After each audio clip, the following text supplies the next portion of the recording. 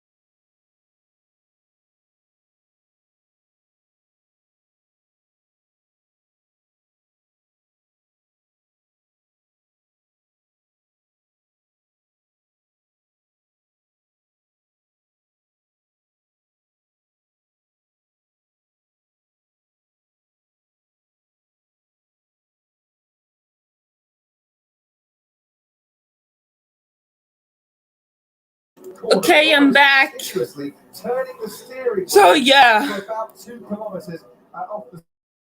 Starting line. So look around for like 60 for those on the soft tyres if they can make it to that. That is where they should be coming in. The mediums only a lap later. The soft and the mediums degrading pretty equally. Yeah, pretty evenly. And I mean, look, any of the tyres that you start this race on today, or at any point, I should say, during this race, you are going to have to be managing them from inside the cockpit. And the team can guide you the best they can. They've got the data to go by from Friday, of course, in the long runs. But everything's changed today. The temperature's different. The wind direction has flipped 180 degrees, and that's going to really affect the balance of these cars and the grip that they have as well. 101,000 fans here today, and those that are packing out the grandstand. At the moment, you can see Lance Stroll still very slowly making his way down towards turn 1. Not just Lance Stroll, Hockenberg and Joe Guanyu as well. They haven't even got to turn 1 yet, and Max Verstappen is at turn 11 at the hairpin. He's set off at a rate of knots, and the others are like, no, it's a Sunday, and we're going to take it steady. And this is just the formation lap, but I think this is tactics already. The thing is, we were speaking to somebody earlier on in the paddock, we're not going to name names, and they were saying how the tyre temperature affects different teams in a different way. The Red Bull, for example, can afford to start faster because they have naturally better tyre degradation than the others, and the teams that slide around more will put more friction through the tyre, and therefore they're forced to start more slowly and bring their tyres in a different way. I was typing on Discord. I'm dealing with some hiccups right now too. Unexpectedly, I don't know why, I don't know how. Because I didn't drink anything. And I could see that someone has taken my drink away when I was sleeping. That's lovely, isn't it? Yeah, it is. 1 point lead for Max Verstappen in the Drivers' Championship. He can't win the title here. He can win it in Qatar. Needs to be leading by 140 points after that race. To win the championship today, need a 309-point lead. And to do so, need to outscore Mercedes by a point and avoid being outscored by Ferrari by 24 points. Now, if you want to ride on board with any of the drivers during the race, you can do. You need the Sky Sports app to help you with that one. Log in with the Sky Sports ID and choose your favourite driver. Get the onboards and the team radio too. Sky Stream, Sky Q, Sky Glass customers. You can use the red button on your remote control. And there'll be lots of people, as you're riding on board with Oscar Piastri, lots of people willing him on definitely into turn one. Because if he can jump Max Verstappen into turn one, like I said before, we might just have a motor race there today. Look where Verstappen's pointing his car, and then Oscar Piastri, an even more extreme angle, going to the left. Angled with intent. I think I call that properly. I think you could be right on this one. Last time we had a race in the dry here, was it Charles Leclerc from third? Oh, look at Charles. Led into the first corner. Third on the grid is not a bad place to start sometimes here. It's pronounced Charles in America, I guess. I don't know. It is beautiful in Japan. I'm not gonna lie, but in the morning, yeah. Lucky. It could be a title deciding weekend here at Suzuka then. 20 titles decided here in the past. We probably won't get one decided next year because we're coming here in April. It's round 4 for next year. So make the most of it while you can. But the man with the green flag says it's time to go racing here at Suzuka. Lights out and away we go. Verstappen reacting slightly. We are going on, boys. Let's go racing, boys. 53. Oh no! No. Oh, phew. What a relief. 153 laps of pain. Here we go. Oh, that's lovely. Because I love that. Oh my god, then we got a yellow flag. There's a move here between the two AlphaTauris.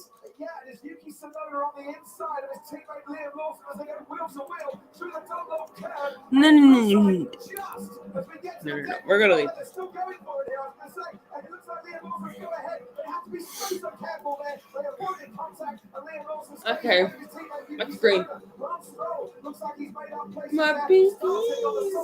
Carlos Sainz and Charles Leclerc. Look how cute my boys are.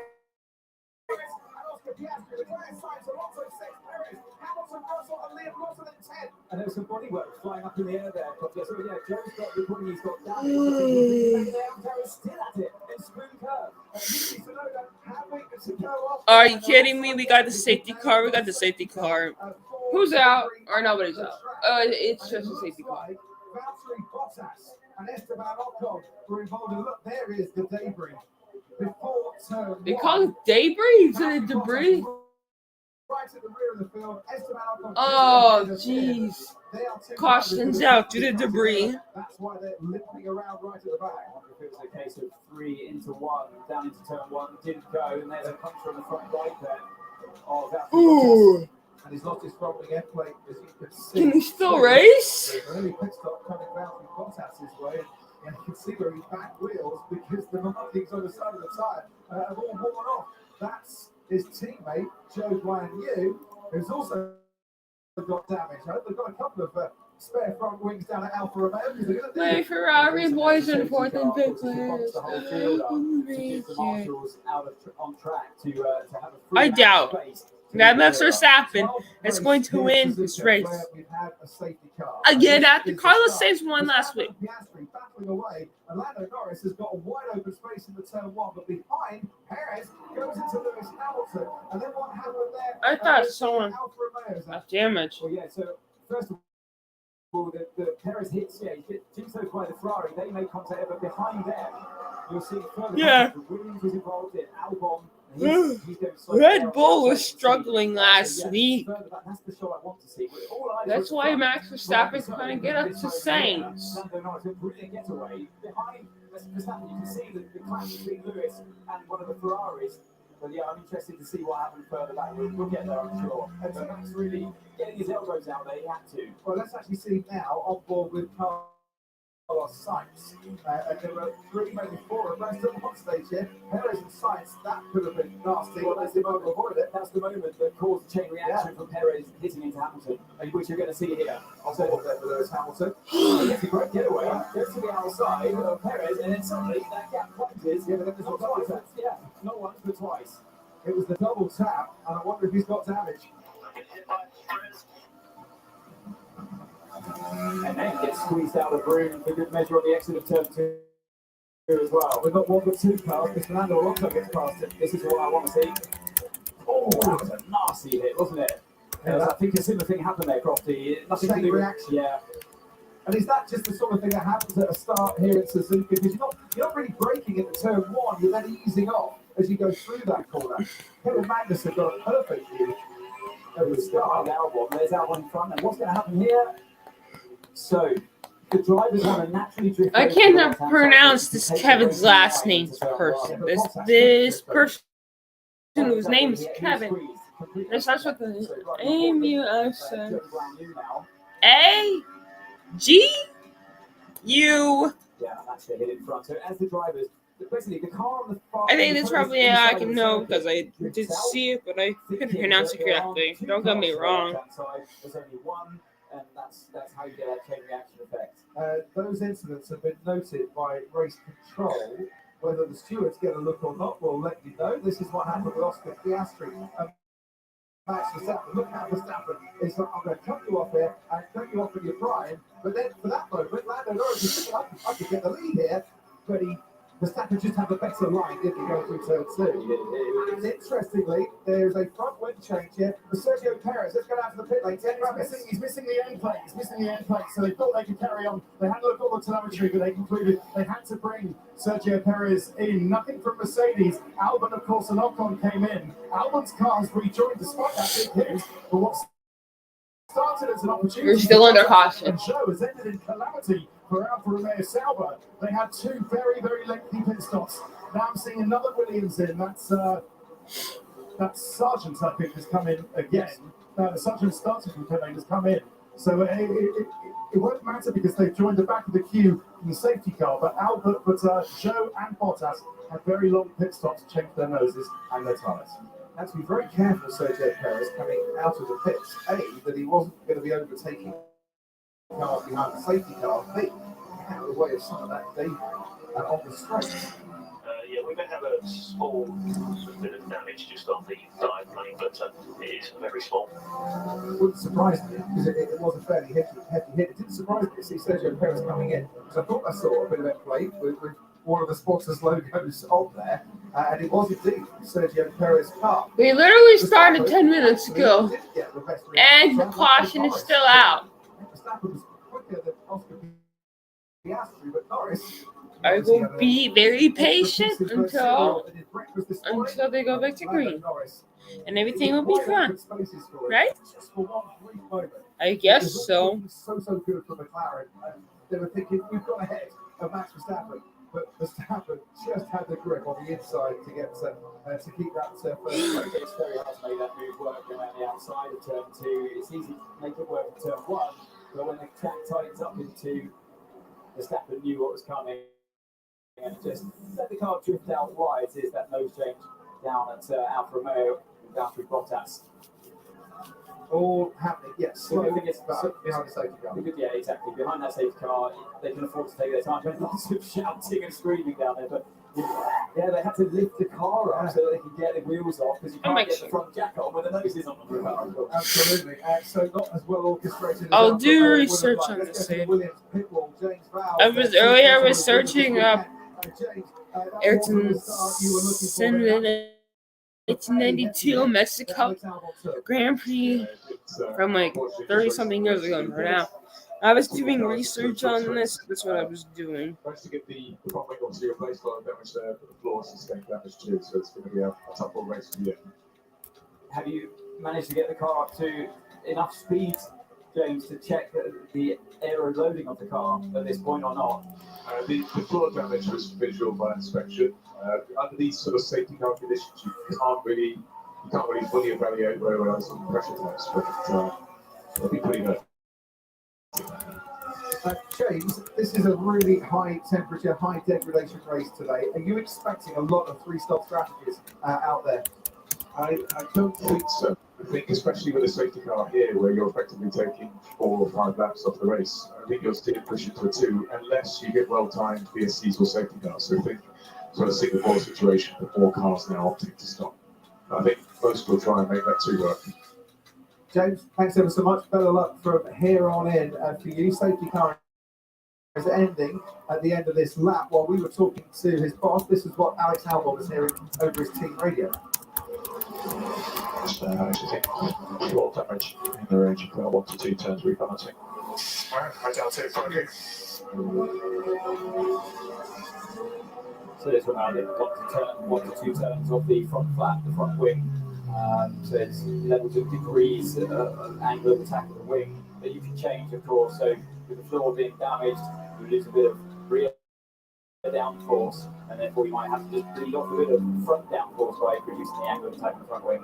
Sergio Perez has been noted for a possible safety car infringement when he came out of the pits. He was ahead of Alex Albon. He gave that place back, but they're having a look at that at race control. Safety car is ending.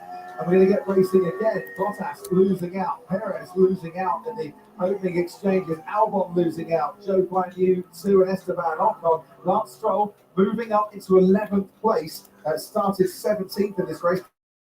Kept himself out of trouble. Fernando Alonso has moved up to 6th in the other Aston Martin. The 2 Mercedes of Lewis Hamilton and George Russell back where they started in this race. Oscar Piastri's lost the place to his teammate Lando Norris, and Max Verstappen is out in front. Tough track to restart on here because of the tight nature of the last chicane. So Max is checking in his mirror to see what that gap's going to be like on the exit. So he didn't go around 130R. He's leaving it until the exit of the chicane. When do you put your foot down? And Lando Norris has to have reactions like a cat to keep up with him. There he goes. Like he did at the start as well. Right, green flag then. Let's go racing once more. Verstappen's got the jump. And away then goes Max Verstappen over the line. And to start lap 5 of this Japanese Grand Prix. But behind him, Fernando Alonso is right on the tail. And Carlos Sainz going into turn 1. Verstappen leads. Then comes Norris and Piastri. I think we're back to quad. Green flag, yeah. Hamilton ahead of George Russell. Liam Lawson ahead of his teammate Yuki Tsunoda. And what a battle they had on the first lap. But it's single file through the S's, and there's a gap opening up between the cars. Yeah, it actually does around the S's, the highest speed part of the track. And you've got one of the Hamilton going wide actually in turn 6 there. That might give his teammate George Russell a chance. Don't mind that. It's just whatever it's called. Chasing Carlos Sainz for 5th place. There's a move potentially on here on the inside of the hairpin. If Alonso's got good traction and decent braking, difficult to pick your braking spot there. Goes a little wider on that line. Behind Carlos Sainz, that's the line he preferred to take. Yeah, really making good use of the soft tyres against the Ferrari running those mediums at this stage. But if he's to do a move, it's got to be soon before that tyre advantage of the soft tyre starts to wear out. And that's another problem for another Alfa Romeo, and it's Valtteri Bottas who is having a bit of a horror here. Who's that swearing? At the hairpin and It sounded like Charles. George Russell all over the gearbox of Lewis Hamilton as towards the chicane. They go. Russell's going to dive down the inside. The two Mercedes going wheel to wheel, and George Russell squeezing out his teammate and getting past his teammate. George Russell moves up into 7th place. Not over yet because Hamilton's back in the slipstream here. He's tagged onto the back of his teammate. He's going to go try and round the outside, but Pitts is shedding off the front of that number 44 car, and he gets back in front of his teammate for now, but he's definitely carrying damage here, Crofty. He nosed ahead, and then he got a car length ahead. Going into turn 1, George Russell tried to break the toe, but Lewis Hamilton having nothing of that and was wise to it. Liam Lawson now sticking right to the gearbox of George Russell in that Mercedes. There's damage been picked up by the factory race team, but for so far, Hamilton and Russell holding that 7th and 8th place, and we can look at it again. Yeah, it's just in the slipstream. We've got a headwind down their main straight today. That makes it even more effective, that slipstream, of course. But yeah, this is the chicane. He turns in, he knows his teammate's there, and he gets his nose in there. I mean, that's a lot of trust between both drivers at that point. And glad to see they didn't make contact. It's all they were going to.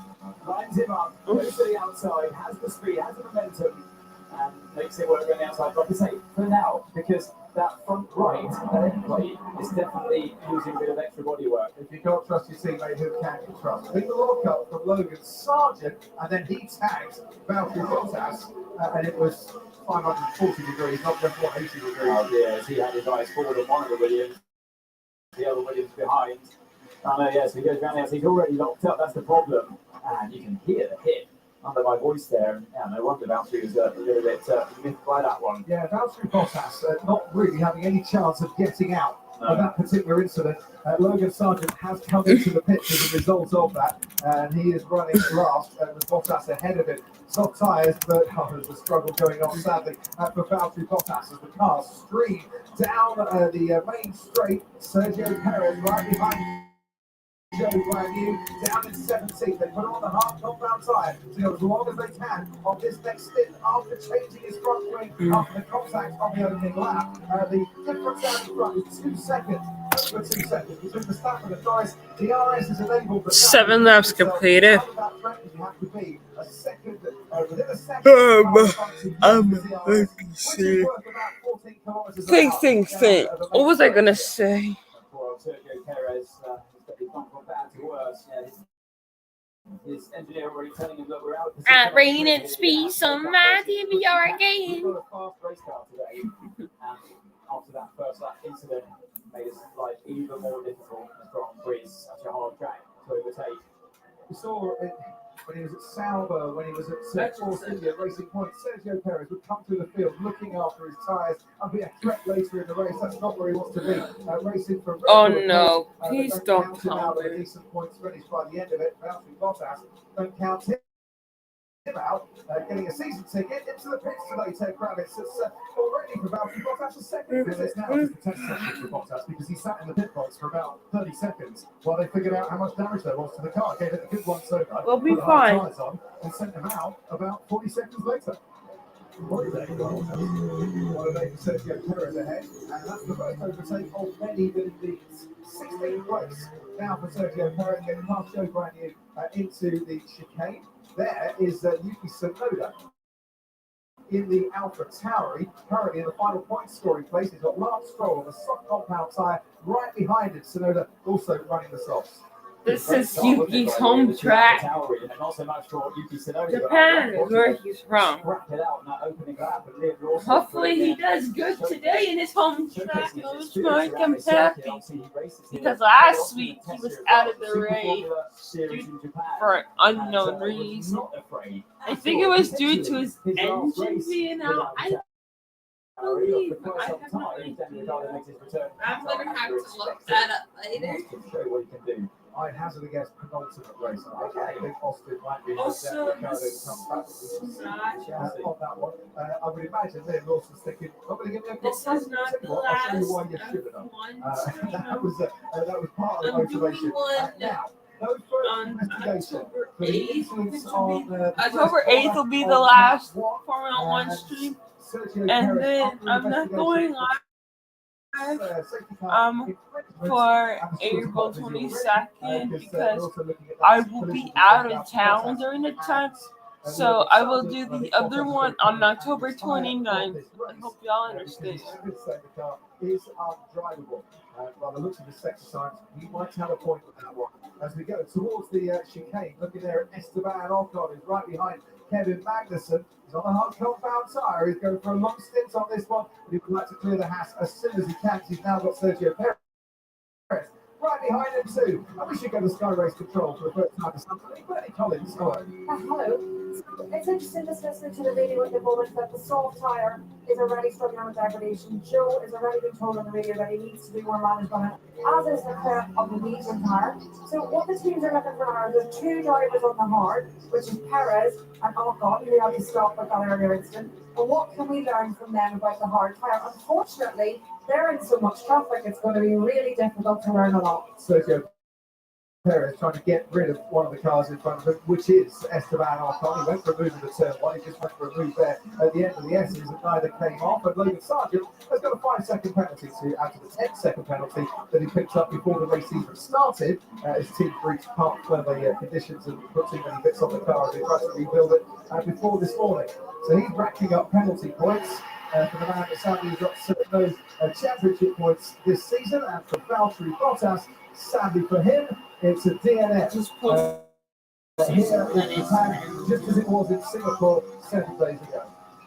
So just as Bernie was saying, probably the soft tyre runners are now just going to start falling back to the clutches of the drivers on the harder tyres in the medium. So here's Lewis Hamilton starting to hunt down Fernando Alonso as he loses pace at this stage of the race. What were we thinking? Get to about lap 16 on the soft tyre, that's when you need to be coming in for your pit stop. Well, we're on lap 10, and already Fernando Alonso starting to struggle on those soft compound tyres. The car in front of Carlos Sainz did a 1:39.1 on the last lap. Alonso did a 1:39.8, 7 tenths of a second difference. Now, Sergio Perez, as Yuki Tsunoda comes into the pits, he was on softs as well, was Yuki Tsunoda, but Sergio Perez has a 5-second time penalty for a safety car infringement.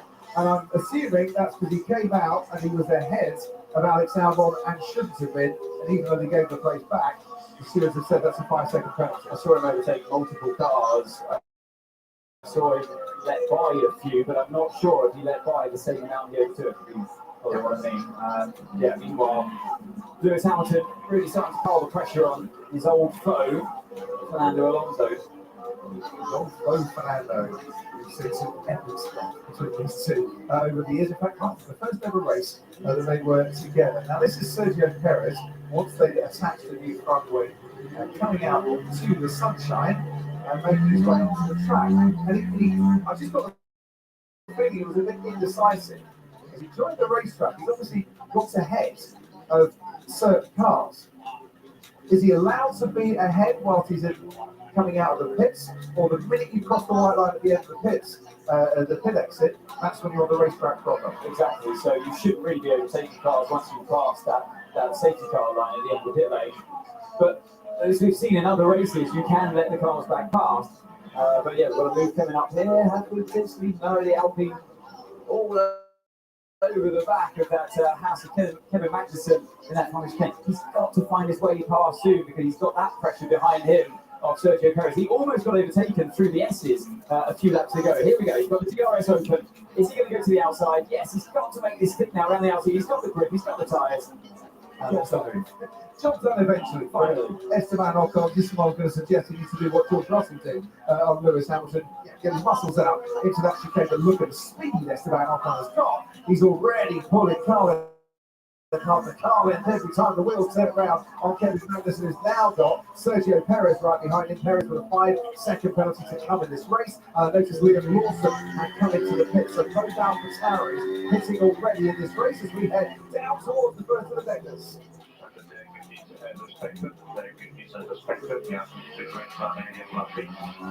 Lando Norris is chasing down Supermax. I see that. When I'm just on Instagram and watching the race at the same time. I do that a lot sometimes. So, doesn't matter how many laps you do, your tyres are going to suffer more and your pace is going to drop. Degradation is as expected, therefore terrible. As Perez goes off the circuit, he's in the turbulent air of the car in front. I mean, literally tripping over Kevin Magnussen. He's so much faster at this stage of the race, is Perez, but he's got to get past.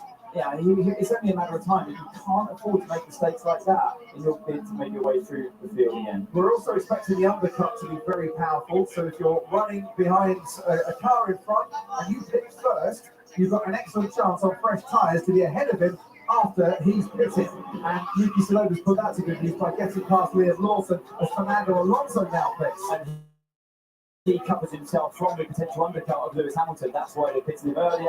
Yes, of course, he was on the softer tyre. He was always going to come in earlier than Hamilton on the medium, but in a way, protects himself further down the line in this race. Not many changes of place out there, but there's a lot happening in this race to try and keep her aware of, which is why I'm really glad that Ashley Davidson and Bernie Collins are alongside me in the commentary box. Well, yeah, just what I'm saying there between Alonso and Hamilton. Hamilton was actually given a box to overtake call with Alonso there, so they were prepared to go early. And what's triggering that is those that started on the soft at the back of the field all look to be switching to the 3-stop strategy that we mentioned may be possible. They've all done 10, 11 laps in that soft tyre. Hamilton did say on his medium, the tyre feels good, I can keep going on this, but he was given the box to overtake call. And there's another contact for Sergio Perez, and this time it's with Kevin Magnussen.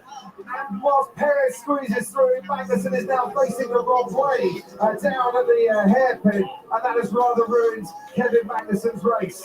He manages to spin around, but there's debris on the track once again. It almost happened a lap before, so yeah, here's the replay. Down the inside goes Perez, a little bit too late, very late. He's locked up.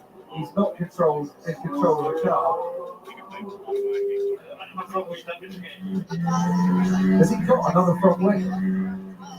Because he's already used one spare. I was so late, it would have been wincing as I am right now at that one, because you just know what's going to happen. As soon as you commit, there's no backing out of it, but he was just too far behind as Magnussen went from the racing line. And he's looking for a new front wing, and there's going to be another penalty coming his way. We've got to say, of all the overtakes we've seen Sergio Perez pull off, and there have been plenty of excellent ones. It's not going to make the top 10, top 100, probably not the top 200 runs, to be fair.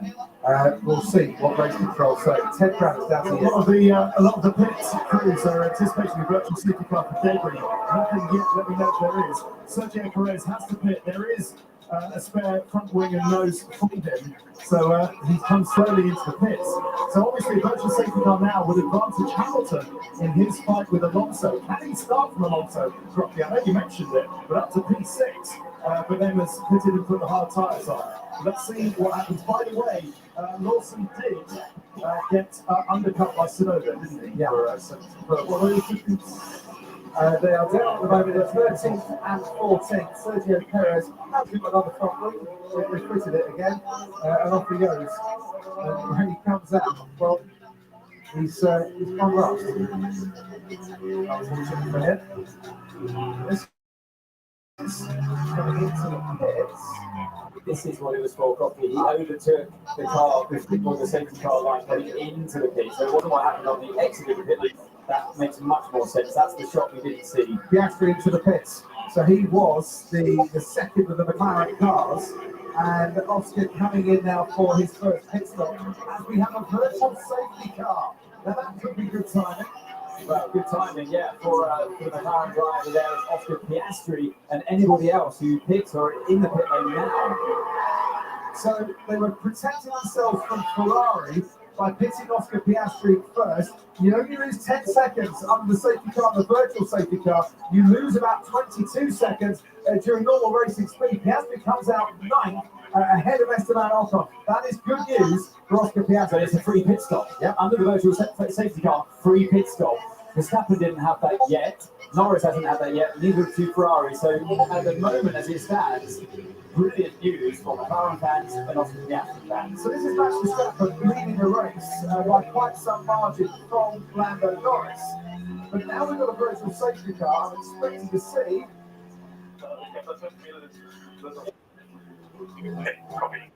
Yeah, it doesn't sound right either, Sergio Perez. But as I say, we've now got Max Verstappen leading for Lando Norris. The virtual safety car's not lasting long.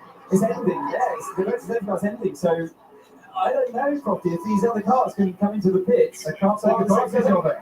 Then that is brilliant news for Piastri. Yeah, it's free. who saved about 10 seconds of his race time by being in the pits at the right time.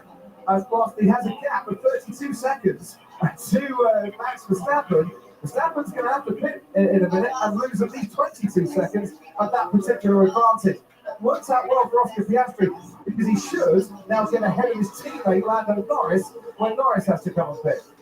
So I'm here, and Bernie's just told me in ways that Piastri didn't maximise the virtual safety car. He was coming into the pit while the track was still green, then it went to a virtual safety car as he was stopping. So it was a small benefit, not quite as big as we first thought. So, Max Verstappen leads Lando Norris by 9 seconds.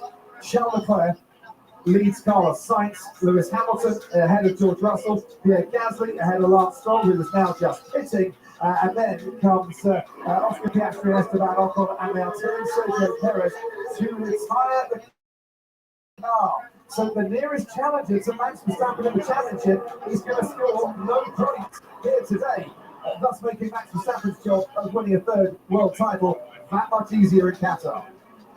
But making the chance of Red Bull winning the Constructors, well, basically it's all down to him, isn't it now? He's going to try and win this Constructors Championship all alone for Red Bull today. What a sorry sight for Sergio Perez, who retires here at Suzuka for the second time in his career, first time since 2012. Oh dear, you've got to feel for Sergio Perez with a lot of what's gone on today.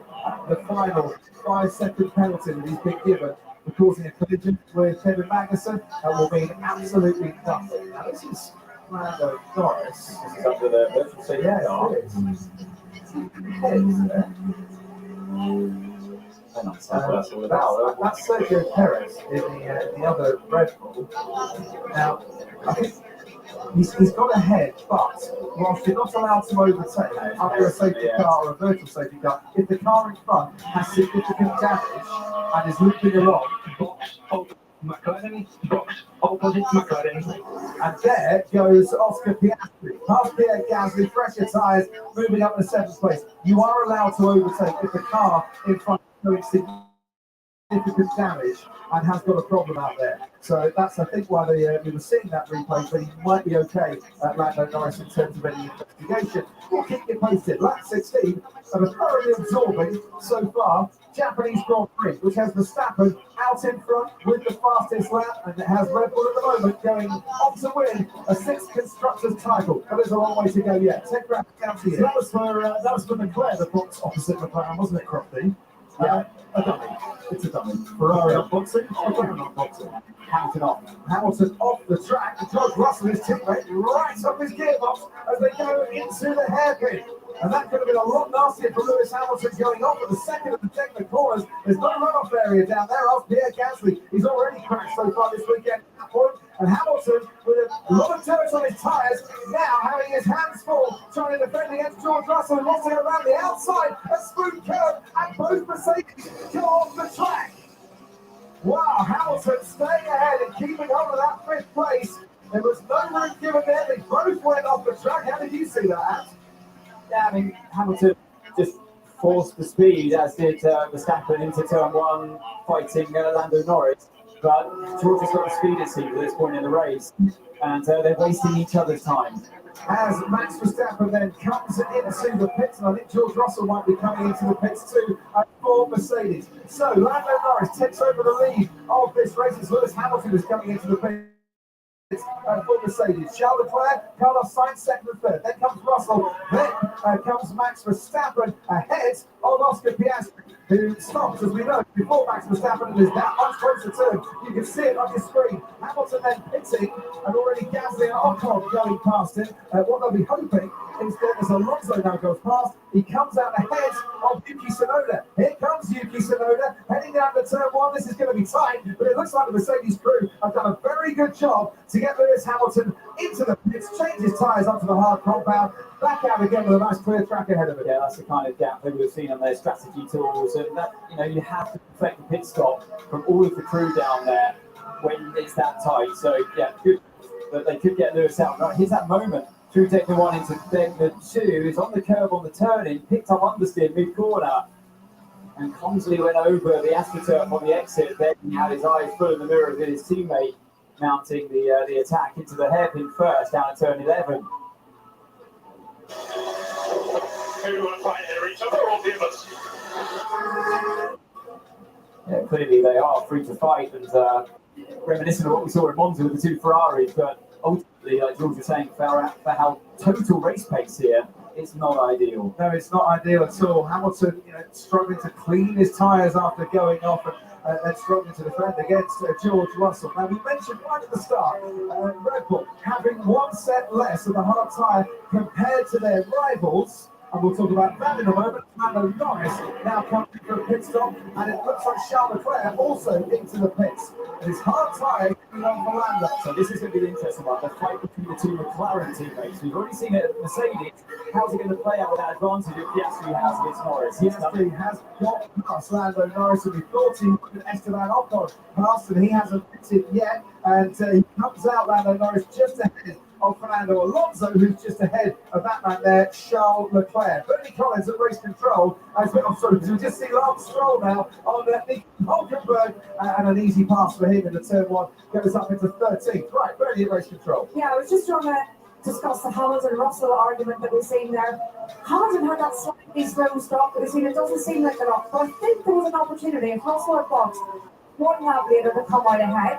But he's not done that, and as we see with the two McLarens, the degradation is that Russell's now losing that pit window. Hamilton. Does that mean, Bernie, that Russell's thinking of a different strategy here, and maybe a two-stopper instead of a three? Well, is that potentially, possible? or he's even in his stints, so they've got very even stints and not carrying heavy drag on each one. So, Gravis, down to you. So Lando's gone on to the hard tyre, but Leclerc, who followed him in, so has always been a guarantee to come out behind him, is on the racier tyre.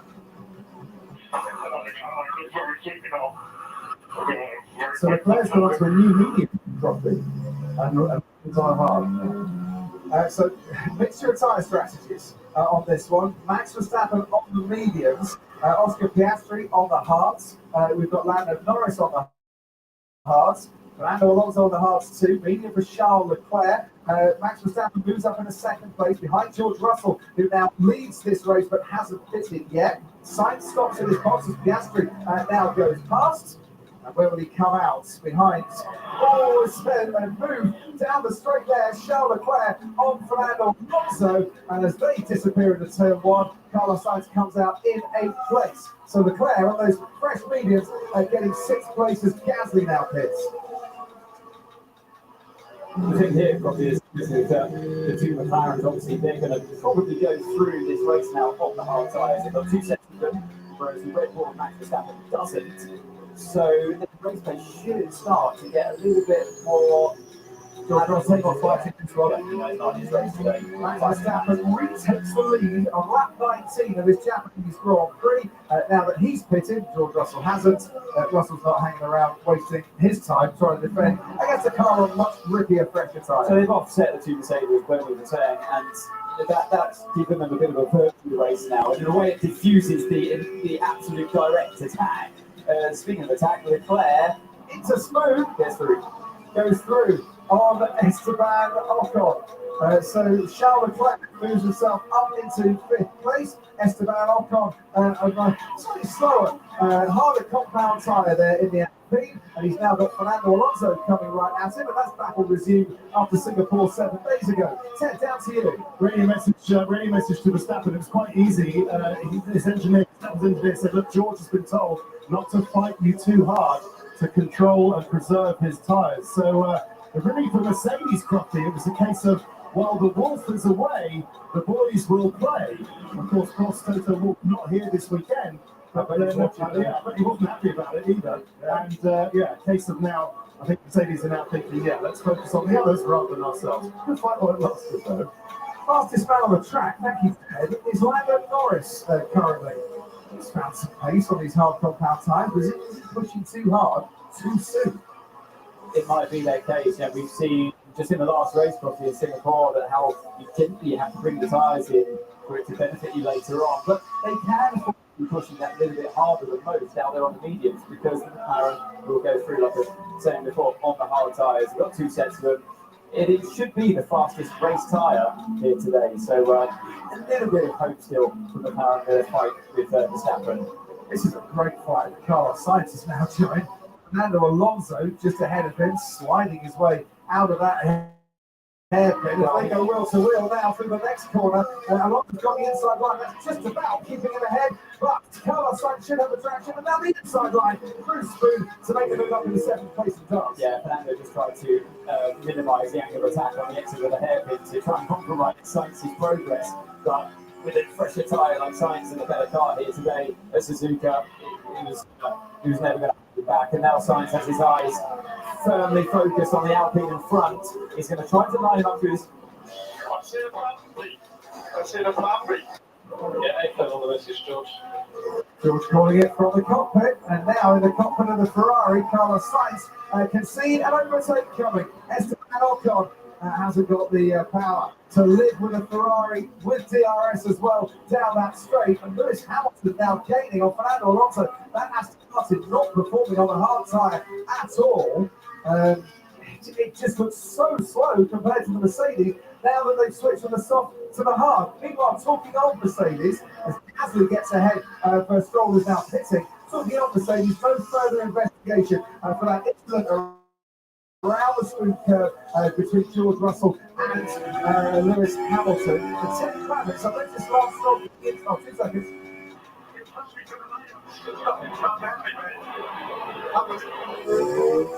Fernando not happy with the strategy. It's a good line. Come on, man. Well, it's a good line, but he's roaring and he's not taking much pride in what's going on with the strategy there. Lewis Hamilton out of the hairpin. Well, Fernando Alonso making it hard, but how much longer can he keep Hamilton at bay? Meanwhile, Ted, I wanted to say, Lance Stroll coming into the pits. Why is that? Some damage to the back of the car. They're not happy with the mechanic. Took a look, and immediately gave the crossed arm sign. Not safe to carry on, so Stroll is retiring. Do we think Russell's plan B is an offset 2-stop with a long first stint or a 1-stopper? Guys, up there. Well, we'll see. So you're going to see an overtake here, potentially into 130. Here comes Hamilton. That's brave stuff. Flat out on the inside. Job done. Nice. Lewis Hamilton up into 8th place. Fernando Alonso thrown to the Lions and having no attack whatsoever through 130. We've had 3 retired from this race. Bottas, Perez and Stroll. We've now got Lewis Hamilton overtaking Fernando Alonso and trying to get past Esteban Ocon, going into turn 1. 2 cars in the space of a kilometre. Lewis Hamilton up in 7th place. He's fighting his teammate, isn't he, virtually? He knows that every car he comes across, he has to get past them as quickly as possible to maximise that pressure of the tyres before Russell comes in and is on the attack later on in the race. Because like Fernando's complaining about now, his tyres are too old compared to the drivers he's fighting, and that's where Lewis will be with his teammates. So yeah, this is Lance Stroll in the garage down there, Aston Martin. What a terrible weekend for him. Yeah, and you can see the look on his face there as he talks with Michelle. His race engineer is just no luck going Lance Stroll's currently. He's just flexing the rear wing there. I was looking at Lance, but yeah, it was the last shot I saw, just the rear of the car. The mechanics seemed to be moving the rear wing. They're broken. That's why that's why they're checking it down. Lap 22, Fernando Alonso stops on lap 11. That's why he's complaining about strategy, because all around them have got fresher tyres at the moment. And out in front, the gap between Verstappen and Russell within the space of a couple of laps has now got to about 7 seconds. He's not struggling on the medium tyre. Oscar Piastri ahead of his teammate Lando Norris, who's still lapping faster on these hard tyres. That gap got down to about 2 and a bit seconds now. Any comments? What are you keeping an eye on the race control? Well, I'm keeping an eye on the Russell battle with Hamilton, as was Ted suggesting in the pit lane. I think Russell's going to go for the 1-stop here. And the reason for that is he's currently lapping quicker than Tsunoda at the edge of his pit window. So he's got no threats coming behind. As long as he can keep this lap time up on that medium tyre, there's no reason for him at this stage to box for the hard. And Alonso's actually dropping out of his pit window. So Russell's actually gaining position from some people behind that have already stopped. So there's no reason at this stage for Russell to stop, aside from maybe Piastri closing that gap for the overtake. Oh, really interesting stuff there. The undercut is powerful, but George Russell go for the overcut. Meanwhile, Esteban Ocon You think Russell will try and do the one stop? Therefore, he is only a threat if we abuse our tyres. You might just need to manage your pace a little bit more. Esteban Ocon defending against Fernando Alonso. I think he looked great when he go into turn one instantaneously, but was that moving around in the zone a bit too much? There was a bit of movement there, I mean, from both drivers, but yeah, I think you can see a replay of it. No, it's Pierre Gasly, yeah. On car number 40, Liam Lawson. Yeah, Gasly making his way up into 11th place. We will be 100% back. Driving here in Japanese Super Formula before. Gasly, of course, raced him at Suzuka before, scored points in 2019. Liam Lawson's F1 debut at Suzuka. But there's no love lost, is there, between Ocon and Alonso, the old teammates, of course, from Alpine. And Alonso will be keen to get past him as soon as possible. He'll be half a second behind. 24 laps completed out of 53. Lando Norris about not abusing his tyres. Might be because they're experiencing high degradation, but also protects off the Piastri and doesn't force any unnecessary pressure on him. If Lando's been asked just to back off a little bit, that might be team-wise a good call to make if they're trying to maximise things as a team. Obviously, as a driver, you want to do the best you can to finish as high as you can. You've got to have to feel inside the car properly. You know when you're over pushing the tyres, but it's always exciting racing against somebody else who's on a completely different strategy like we expect Russell is, and he's made that call. That's what I like about George. He's always thinking on his feet. He's got the feel, of course, inside the car, and he's relaying the information to the team, saying, I think these tyres are better than we expected today, so let's change things up a bit. So we're at 24 out of 53, and going through the spoon. George Russell has Oscar Piastri right behind him. He's pulling away with the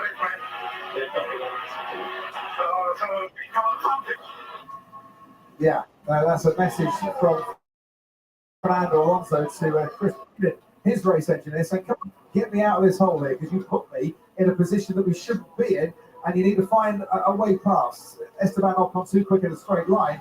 Luckily, there isn't much straight line here for the Alpine to exploit. Well, luckily, Fernando Alonso. George Russell now pits.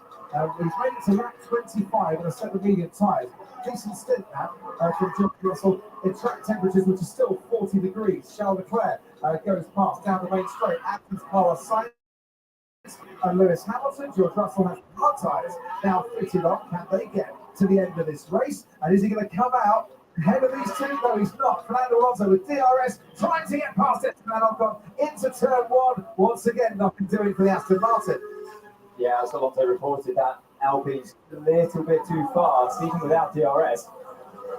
The longer it sits behind now, the worse you're going to make the race for me. So, that's Lando Norris saying, yeah, absolutely fine if you tell me not to abuse my tyres, but it ain't going to help me. And maybe he is thinking a bit about George Russell, that particular battle towards the checkered flag. And by the way, just let me pass my teammate, that would be really helpful with the safety tyres as well. George Russell's first task is to try and get past Fernando Alonso and Esteban Ocon. He's now touring this when you say that, Lando's going to make it hard for him. He'll do it eventually, but not straight out of that hairpin. He'll do it because he's got the inside line going towards a smooth curve. About 3 times now, Fernando has forced in vain to make it difficult for the car behind and then losing a place into spoon. I think what Mercedes saw there with George Russell, they knew he was going to drop behind Fernando, but they'd already seen their other car with Lewis overtake Fernando on track easily with a slight tyre offset. So with a bigger tyre offset, it's going to be easy picking. We're on board with Lando Norris. That's Oscar Piastri into turn one. Now, this is what we're talking about. Yeah, this is looking great for Aston Martin, for McLaren in their battle with Aston Martin for fourth in the Constructors' Championship. But McLaren are going to let their drivers race, it seems. And rather than protecting a 2-3, they want a 2-3, but they don't really mind which order, and they're allowing the drivers to fight it out. And we have seen in previous races that these two, when they do scrap away, it can get a little bit hairy. I don't know exactly how Norris got that chance to attack his teammate into turn one there. I don't think I made a mistake, or I would have expected the gap to be naturally a little bit further back. But he had what happened in the chicane before it. He had DRS. Oscar's looking to his left, but Lando's not coming that way. Coming to the right.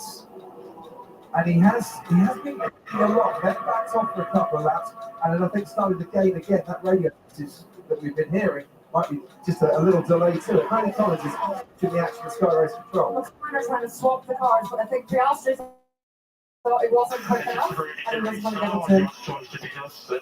I'm working on it. Okay. Yeah, it's faster. Lando's clearly faster. They have to swap the cars. But they're good at the team. I want to see a race, of course. Don't get me wrong. I think he might even just overtake here anyway. He's close enough. But he's clearly on the pace. The pace advantage. Well, let's see if they do swap over easily. Way quicker than I did. Yeah. So we're going to swap. And there you go. Position swapped. And Lando Norris up in the second place. Now, while all this is happening, Max Verstappen has scampered off into the distance, and he's now 13 seconds or so out in front. But this is all about McLaren protecting themselves against the Mercedes in this race. Yeah, which you can see there at the bottom of your screen, the graphics, 20 seconds is the gap between Lando Norris and George Russell. And that would have come down further and further, quicker than Lando would have wanted, being stuck behind his teammate. Lap 27 out of 53, and we've got 4 cars out of this race. That's one of them. Sergio Perez is climbing back into his Red Bull. I think they send him out back into the race again. Have they managed to fix whatever was going on? It's well worth a test session for the second half of this race. I think Red Bull did that with Mark Webber once. They tried about 9 front wings during the course of the Japanese Grand Prix when he was way off the pace and just kept him going and used it for development. That'd be interesting if Perez comes back out onto the track. Logan Sargent is out of this race, and it seems his teammate Alex Albon is also going to retire, leaving 5 cars out. Bottas, Perez, Sargent, and Albon, and Lance Stroll, who hasn't scored any points since the summer break, and must be wishing he was still sat on the bench here somewhere. Well, I said it's going to be a race of attrition, but I think the tyres, not the cars, suffering too much damage. Such a shame for Williams this weekend, and they did have a pretty fast car. I'll tell you what Red Bull might be doing, just as a little thought. Remember when Sergio Perez retired, he had a 5-second penalty for colliding with Kevin Magnussen. If they send him back out into the race, he'll serve his 5-second penalty at some stage, so nothing will then carry over to the next race. They might be protecting themselves against that. This is Fernando Alonso into the hairpin of Joe Guanyu, the only Alfa Romeo still remaining in this race. That's how you do it at the hairpin without any contact. Joe was anticipating that one as well, wasn't he? And to be fair, he made his life a lot easier than the race that we saw between Perez and Magnussen, but Alonso was further ahead. At least some of his car alongside before he committed to the corner. Double DNF for Williams. Their last one was Singapore in 2022. Meanwhile, in the battle for third, Oscar Piastri struggling on his tyres somewhat compared to Charles Leclerc. Striking distance in about 3 laps. Leclerc's on the medium. Piastri is on the hard compound tyre. And already 2.5 seconds behind Norris. They are going to send Sergio Perez, it seems, out into this race. It wouldn't surprise me to send him out, serve the penalty, and then nothing gets carried on over into Qatar, where you don't want to be picking up a penalty there before you even start. Give me the pace I need to achieve. I'm with the guys ahead. 5 results. Yeah, he's not interested in He finishing. wants the pace then. Yeah, maybe that'll come in a later message, and we'll have Bernie listening out as well on the team radios. Has to make sure, but he's not interested in finishing P7 today, where he currently sits. Hamilton and his teammates sit. He wants a better result than that. So let's just try and make this simple for people then, because back in the UK, it's 5 to 7 in the morning, and I like things to be simple at that time on a Sunday morning. Lando Norris is racing against George Russell here. Lando Norris might be second, and George Russell might be 7th, but if he is going for a 1 stop, he doesn't have to pick up that extra 22 seconds that Lando Norris is going to pick up when he stops again. So it's all about managing the gap between Russell and Norris, which at the moment, Norris stopped, he come up with George Russell, but then you offset it with fresher tyres later on. I'm hearing 1 minute 37.8 from Bernie. Thank you very much. His last lap was a 1 minute 37.6. Too fast. You've got time in the bag, George. Take it easy, George. Charles Leclerc and Carlos Sainz only separated by a couple of seconds on the racetrack. While back to Fernando Alonso, who somehow managed to get himself back up into the points again after stopping once more for a set of hard compound tyres. Good job he saved the couple. He's been in the pits twice already. Can he get these hard tyres to the end of the race? What is helping the cars at this stage, the drivers at this stage, track temperature is falling and the fuel is being burnt off too. And Albrecht coming to the track. And Sonoda, I think he's going to dispatch here. Well, Sonoda's doing to Alonso what Alonso has done for about 3 others so far, and Alonso has seen how you managed to then overtake over the screen corner. So that's what he's trying to do up against Yuki Tsunoda. First race here. He was a 16-year-old lad, he was saying the other day. Loves coming back to Suzuka. Got a new contract to the bag for next year as well. But sadly for him, he hasn't got 2 points so far in this race. He's only got 1 because Alonso's moved up to 9th.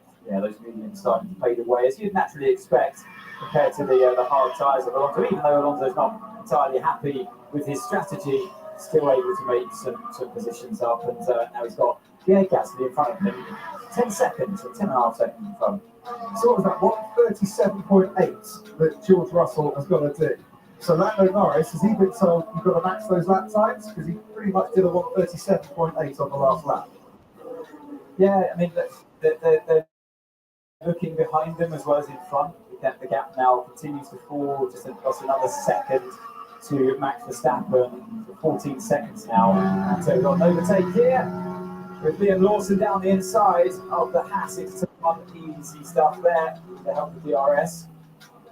Yes, Kevin Magnussen dropping back down again as Lawson tries to get himself back up into the points where he ran in the opening stages. He's got another Haas in front of him, hasn't he? Just 5 seconds in front. He's got to do it all over again. Here is your race leader. He's still on those medium tyres And still in the race. You haven't seen him for a while. Exactly. Neither of the others. Nobody's seen him for a while. Joe Guan, you might see him in a little bit because he's going to be lapped very, very shortly, I think, by Max Verstappen. As we see him going through turn 5, Lando Norris is just heading into turn 1.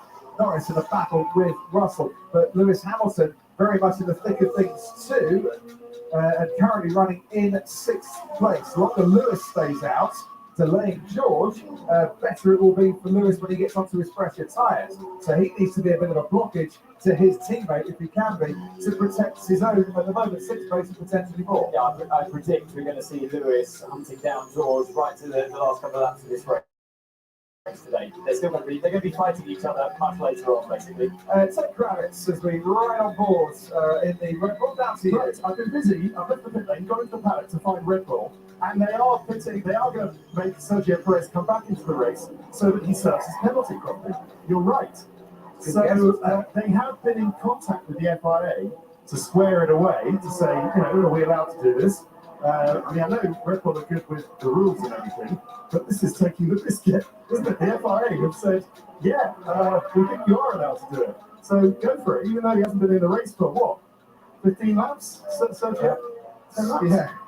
Yeah. 7. He's 7 laps down. Right, he's going to rejoin, do his penalties, say hello to people, wave, go quick, go slow, do a dance, I don't know what else, and then, I don't know, come back in or stay out. If those other people retire, you might get a point.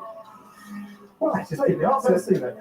Yeah, neither have I, but it does give Sergio Perez the best chance to enjoy himself at the next race without having another penalty hanging over him, but not serving a penalty. I've never seen those penalties hung over to the next race also.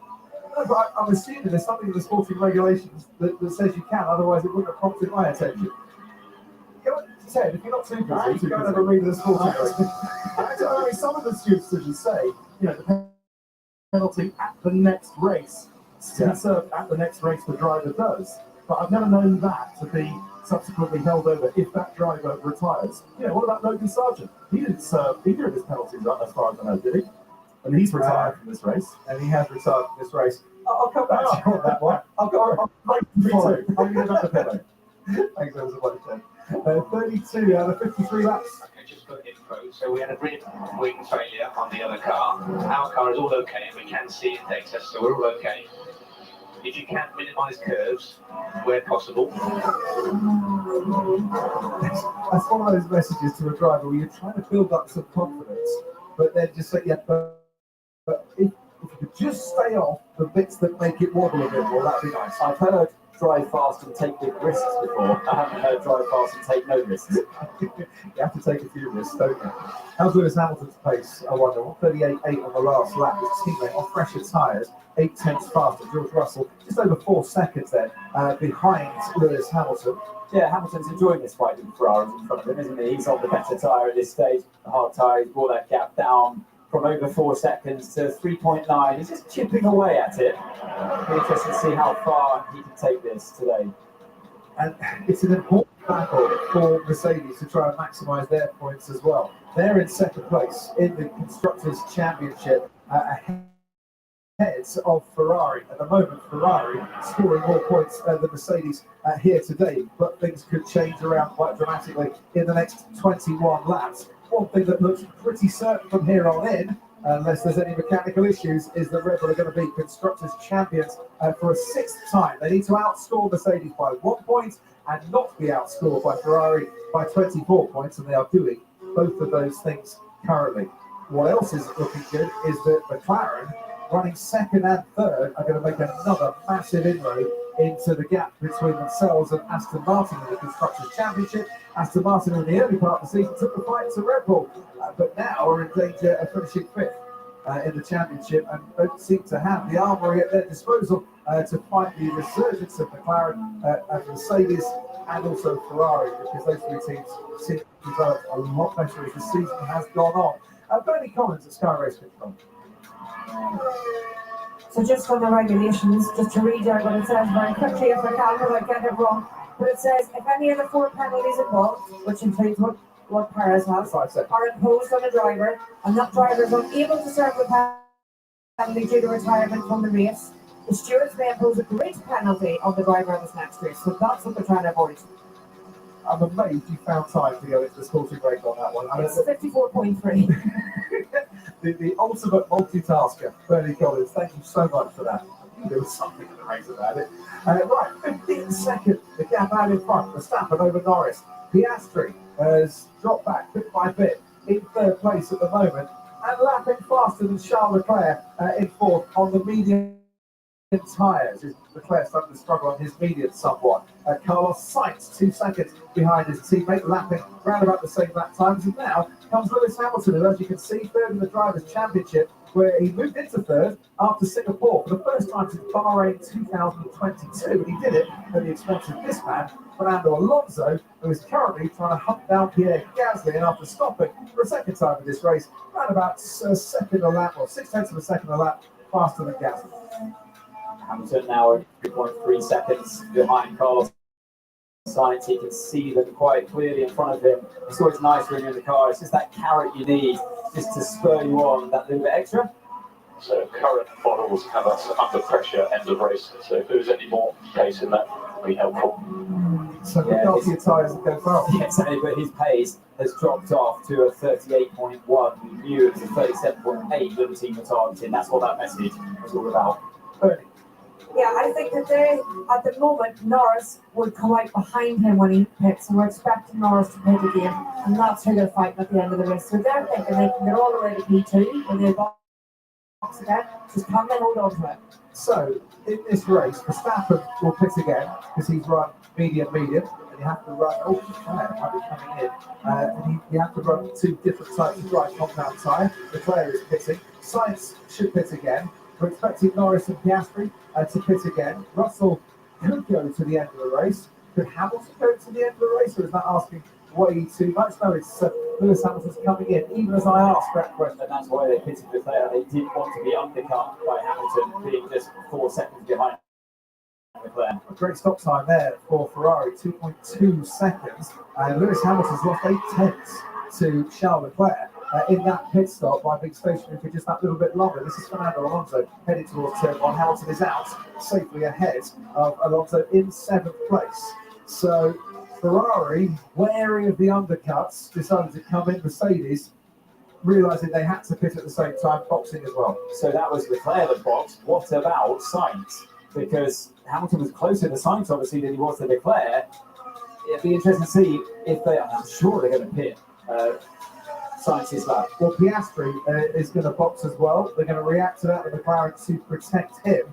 Carlos Sainz was probably out of undercut range from Lewis Hamilton, but his teammate Charles Leclerc, and he was ahead of him anyway, should get ahead after these pit stops. But this needs to be the outlap of all outlaps if you're Lewis Hamilton. Yeah, and not helped by the fact that you're still stuck behind Charles Leclerc. Right, Verstappen's gone through past the line. Norris has gone through past the line. Coming into the pits now is Oscar Piastri. Ted Kravitz, down to you. Okay, so the earlier stop, do you remember, at the time of the virtual safety car? So that didn't really work in that his tyres were older than Lando's, and Lando was able to overtake. This stop needs to be perfect. They all need to be perfect. A little bit slower than it gets away, but that's pretty good as the front check got out of the way for Oscar Piastri. Let's see what he can do in this next stint. So Piastri pits, Carlos Sainz stays out, and our Ferrari thinking we're not at risk from the undercut from Mercedes and from Lewis Hamilton. Well, we'll find out if they are at risk when Carlos Sainz eventually does stop. But Sainz moves up into third, George Russell fourth, Piastri now fifth, Charles Leclerc sixth, Lewis Hamilton seventh. And any of those could be backing away for potentially the final podium place. The only thing I can think of is that Ferrari, they wanted to protect the car that was in front, i.e. Leclerc, and I feel like they've missed the moment with Sainz. Gasly makes a move on Nico Hülkenberg and moves up into the points. That's the 10th spot there for Pierre Gasly, who's had one of those frustrating weekends so far, but with 5 drivers out, is looking for a potential points reward that at many times has not succeeded that likely for him. You think, the thing is though, they might get undercuts, but Sainz will be on slightly fresher tyres. Is track position that vital here?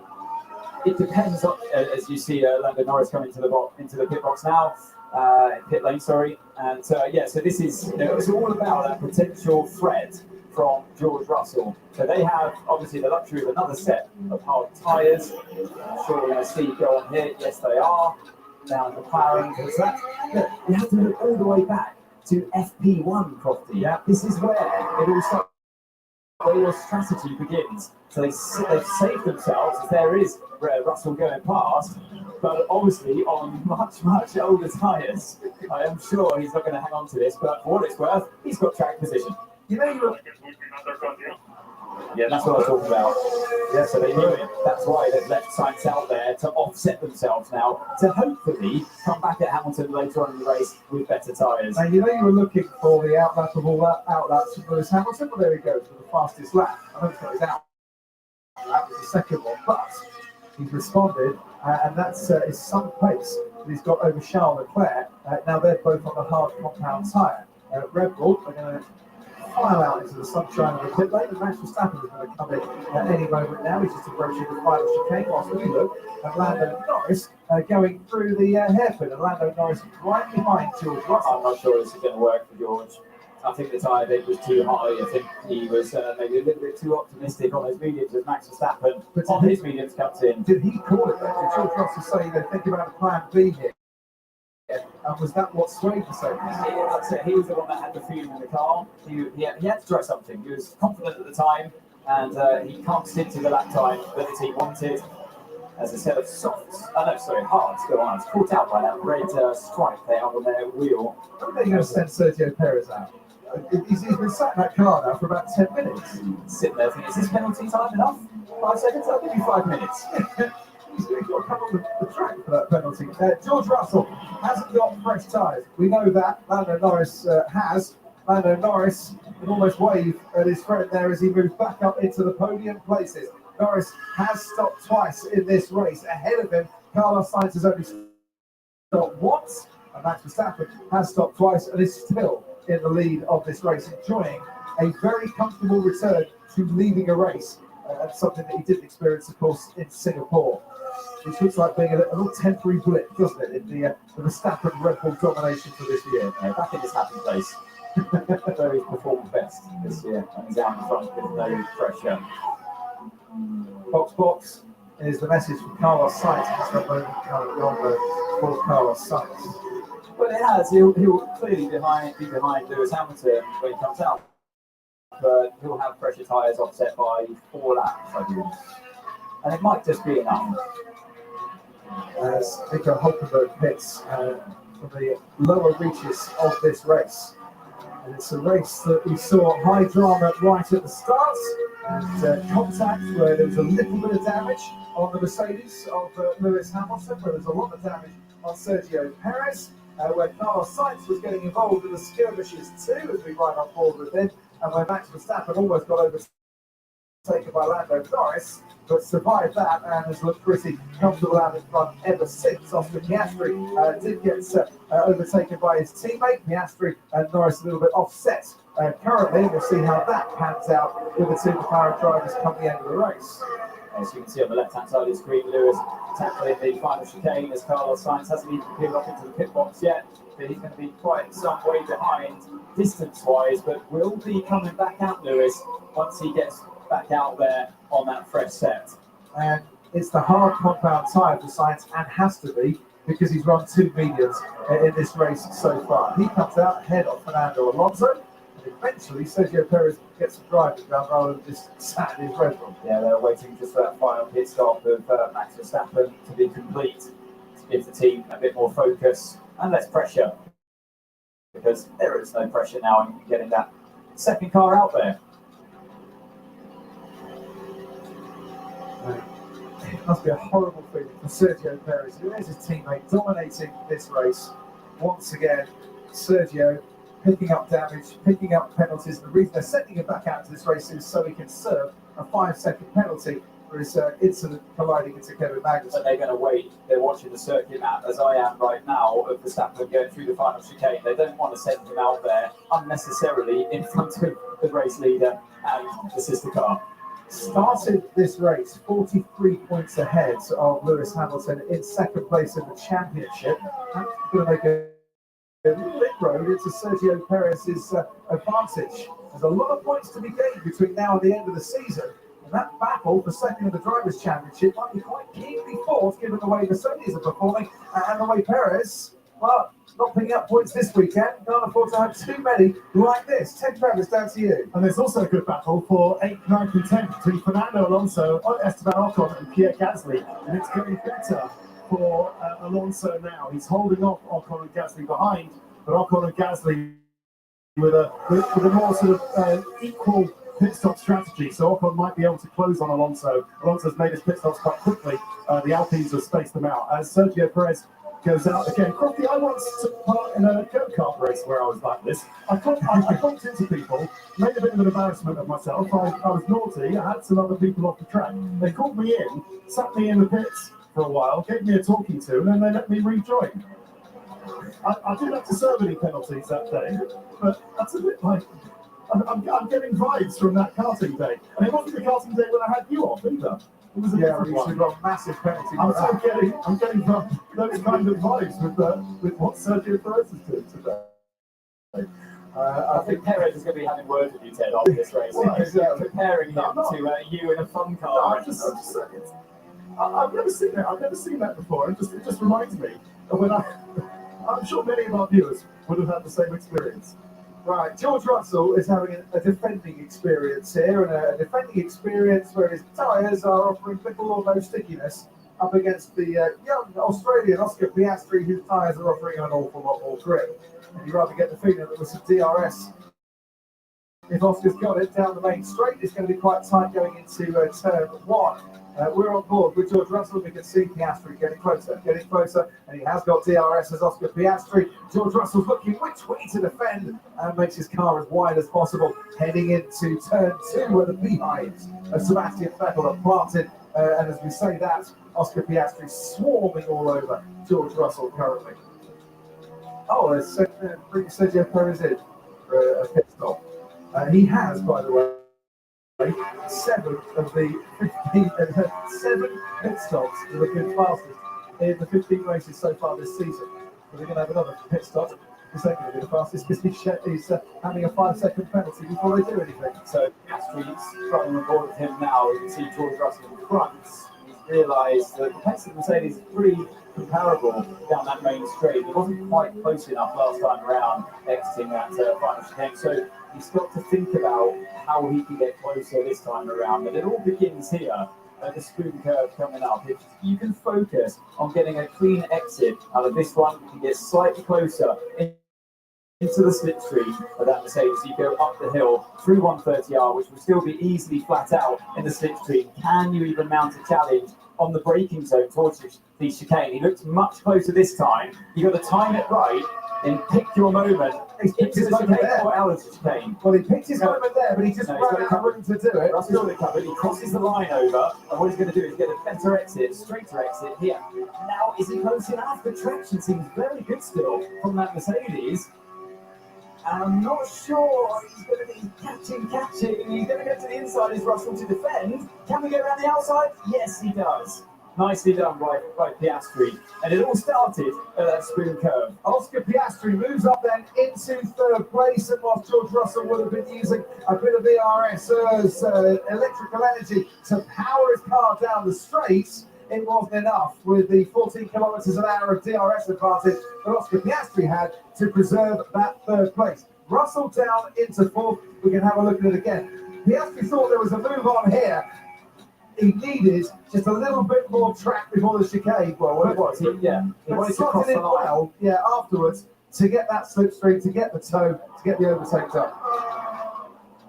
Yeah, he knew it was going to come down to turn one. Once Russell was on the inside of the chicane, he knew that he was going to have to let Russell go through on the inside, but then cross over his line to do the same thing on the exit of the second part of the chicane. It was a really nice move. You know, that's some great racing, and shows that Piastri's got a good understanding of where he could utilise the speed of that car. But next up, it's Charles Leclerc's turn. Just about to say, Charles Leclerc is now in striking position. Lewis Hamilton will be in striking position soon as well. And you get the feeling that this brave one-stop strategy, eventually George is going to have to pit, put on some soft tyres, try and go for a fastest lap when they can find a gap. And before this race, Red Bull had the only 100% finishing record in Formula 1 this season. That's gone now, with Perez officially now retiring from this race. Verstappen now out the lead, 16.5 seconds. Then comes Norris and Piastri, then Russell and Leclerc. But is it Leclerc as Russell? No. Going into turn one. It's a deceptive camera angle. You think it's just going to make the move on the inside. Nothing doing on that particular occasion. It flinched that, didn't it? It did. Literally close to camera. But yeah, in the same way that Piastri was close, but not quite close enough for that before, it's going to boil down to this lap here for Leclerc. So he's got the speed, and I think the Ferrari's got naturally a little bit more straight line speed, even compared to the McLaren. So it should be a little bit more comfortable for Leclerc. And for George, every lap that goes on, you get closer and closer to the cliff, as they call it, the drop of performance of the tyre. Suddenly, they call it the cliff because suddenly you just lose so much grip. I think that cliff's coming. 138.5 last lap for George Russell. His teammate Lewis Hamilton 137.4. We're on board with Charles Leclerc now, heading towards Spoon Curve. And if there's nothing doing and trying to get past here, there's certainly a slipstream to be had on the straight leading to the next chicane. Leclerc is finished second on the road here in the last season. Demoted to third after a 5-second penalty because it was a tangle with Sergio Perez at the chicane, which will come our way after 130 yards. Just enjoy this moment. Flat through 130 yards. I still think it's absolutely fantastic what these cars can achieve. Into the chicane we're going now. He's got to get a good exit, has Charles Leclerc. Decent traction as they plunge downhill to make his move on George Russell. He's got DRS, the rear wing open as he gains. And which way can he go? Which way is there a move? He has to stay behind the gearbox once again as George Russell. I'm surprised he didn't make his way through that time. He couldn't even follow as closely as Piastri could on the exit of the Spoon Curve, and that's what's doing the damage. So clearly the car is working in a different way here at Suzuka, and it might be more difficult than I first thought, and from what Charles first thought as well. He's got the speed on the straight, but not in the high-speed corner. If it was a safety car, with a fit soft, you would give up 3 positions. Keeper. Go for it. Yeah, that's the right call. We've seen too many times, haven't we, how vulnerable you are at the end of a race when there's a safety car and others are around you with fresh tyres. Even if they're out of position, they're going to pass you, no problem. Went into this race, Oscar Piastri just 3 points off the top 10 in the championship. He's going to move into the top 10 after this race, and in his rookie season, what an exceptional achievement that will be. Right, battle resumed once again. Here comes Charles Leclerc for part 2 on the parts of the track where overtaking is possible and defending is that little bit harder. And he's a little bit closer, I think, to George Russell as we go towards 130R. Now, there's no move like Lewis Hamilton pulled off Fernando Alonso through 130R. Might be a move into the chicane, late braking, not quite. So with DRS. What? Again, down the main straight. This is No. You can't be serious. You can't be serious for real. This can't be. You can't be serious. How is Lance Stroll already out of the race? Please come on. You got this, Charles. How is Lance Stroll already out? That's impossible. And I can see that Max Verstappen's teammate is also out. Same with Bottas finishes in dead last. And looks like the 2 teammates are also out. Well, that's depressing for the 2 teammates and along with the others. Any overtakes are always good with me. This is Charles Leclerc on George Russell. We saw it from Leclerc's point of view. This is a shot we've already seen. I want to see the off-board shot because that will show the 2 cars completely side by side at this moment here. And George wasn't giving up the arm shot. You could just see it. They come out of the first turn. Wow, that was great racing. George gave him just enough room. Just enough. Did he go off the track? I'm only asking, if you go off the track to get that move completed, was he already ahead?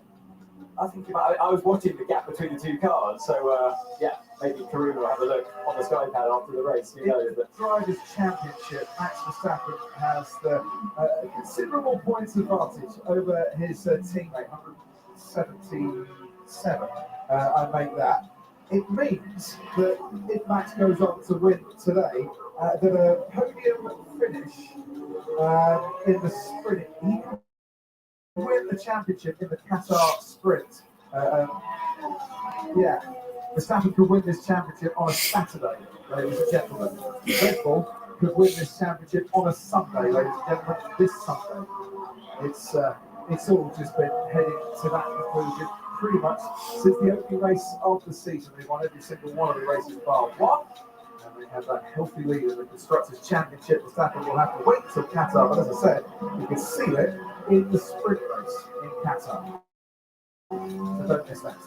here is Lewis Hamilton. You can see George Russell again in this race. So what Mercedes do? Do they just say to George, don't fight this. We need Lewis to be chasing after Charles Leclerc. Don't hold him up. Well, I mean, they've let them race the whole race, and they offset their strategies. And I would say at this point, they haven't made progress as a team. They've overtaken one of the Ferraris, but let them race. There's enough of a tyre offset that I don't think it's going to really come to blows this time. Yeah, but I do disagree with what you're saying, because race control have just noted Charles Leclerc for leaving the track and gaining an advantage. So if you now had Lewis Hamilton ahead of George Russell, he's locked up as Lewis Hamilton. I think he's made the corner again. He can't really then give the place back, and it might lead to a penalty. I'm just talking, tactics. If you were Mercedes, surely you'd invert the cars right now, but they're not doing that. Lewis Hamilton's a bit too far back anyway, even with the DRS. And I wouldn't say that George pushed him off the track either. Just make sure you give each other plenty of room. So Pete Bonington, Lewis Hamilton's race engineer, just looking Esteban Ocon ahead of Liam Lawson, who's now got Yuki Tsunoda right behind him. That opening lap battle we saw between Lawson and Tsunoda might be carrying on for a few laps right at the end of this race too. No further investigation, say the stewards. Charles Leclerc for leaving the track, gaining an advantage. So it's as you were with the two Mercedes drivers as we head towards the hairpin. Now Lewis Hamilton seems a little bit too far back, and he's got Carlos Sainz right on his tail. Teddy, out to you. So this Lawson-Sonoda battle, round 6, has been going on for quite a few laps now. I've been following it, and Liam Lawson's engineer has been giving him all sorts of tips to stay ahead of Sonoda. So last time round, Lawson did actually undercut Sonoda. Remember, it was the other way round, Scotty, in the first stops. So yeah, there really is a very keen fight between the two teammates at AlphaTauri. But if Mercedes are going to make the swap, they need to do it now, really, because otherwise they're going to run out of laps to try and chase down Leclerc. There is pace in this Mercedes to get Leclerc, but if they need to get it on the car with the fresher tyres, they need to make the swap now. Can't really compare this race to Singapore out, but of course in the closing stages at Singapore, George Russell was ahead of Lewis Hamilton, who was the faster of the two Mercedes at that stage, and we know how that ended. Hamilton is once again the faster of the two Mercedes because he's had two stops here, and Russell is trying to make a one-stop strategy work. Difficult here to order George Russell to let Lewis Hamilton pass because he's going to allow Carlos Sainz now to breeze past him again if he does that. So Yeah, Lewis is going to have to think about it.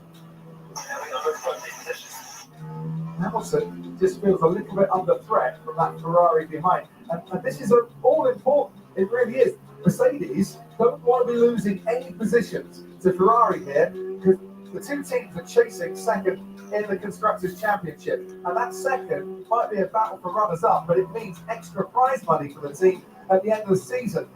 We'll just head to Bernie Collins in 2 seconds as we watch Carlos Sainz approaching Lewis Hamilton into the hairpin. Sainz doesn't make the lunge. Lewis Hamilton can't make the move on George Russell, but this is just getting a little bit tense, I think, now with 5 laps to go. Bernie Collins, that's you. Yeah, I'm trying to listen to the two Mercedes. It's difficult with a lot going on, but I think Russell was told to switch the cars, and Russell said, repeat. Invert positions. You get the sights with the DRS though. Well, we're involved with last lap. And he just keeps it right back last week. He's fighting for a big rhythm. So it's an instruction, George. Swap positions. I think George is right here. Do it on the last lap because Lewis has got the protection with the DRS and the Ferrari behind. That's what George was referring to. Look what they did. Look what that guy did last week. And that's what I can do for Lewis. He's not going to overtake Leclerc. I'll protect him by him using DRS here. Yeah, we'll go back to that in a moment. For the moment, Lewis Hamilton has got that DRS and they have inverted it. Mercedes have allowed Lewis Hamilton to get past George Russell, who is now going to have to defend against Carlos Sainz. The instruction came from the pit wall, maybe because they still think Lewis Hamilton's got a chance of getting his Charles Leclerc, or maybe because they just think he's the faster driver, he should be ahead. He was falling back from Leclerc anyway, even before he joined the back of this fight. And now this leaves Russell massively vulnerable to Carlos Sainz, who will easily blast past. So I think George, wrong decision. It was. I think George was right. He just didn't have enough pace to stay ahead of Lewis and Lewis not to be under attack because Lewis is getting given DRS. And doing to Lewis what Carlos Sainz did for Lando Norris. And he was, what are you saying? I'll let him by. I'll do it on the last lap. You want to take a seat there? He's got off the back there, this he can do. George still a little bit sore from that incident at Smooth Corner, which we're coming to now, where Lewis Hamilton was on the inside, Carlos Sainz was on the outside, and both Mercedes managed to head off onto the runoff area. Yeah, he's probably going to get overtaken this time around, either into the chicane. So we need to give George DRS. Let's help him along. So that's the game they were playing. Invert the positions and then give George the DRS. He's so vulnerable here. Sainz can't do it at this point. George desperately needs the DRS now. Lewis has backed off enough, but he hasn't got the traction. Lewis just hasn't got the traction. No, he hasn't. Mercedes has created this problem then. And he has got DRS at least as George Russell, but Sainz on fresher tyres has got better grip. Carlos Sainz is going to get past George Russell down into turn 1.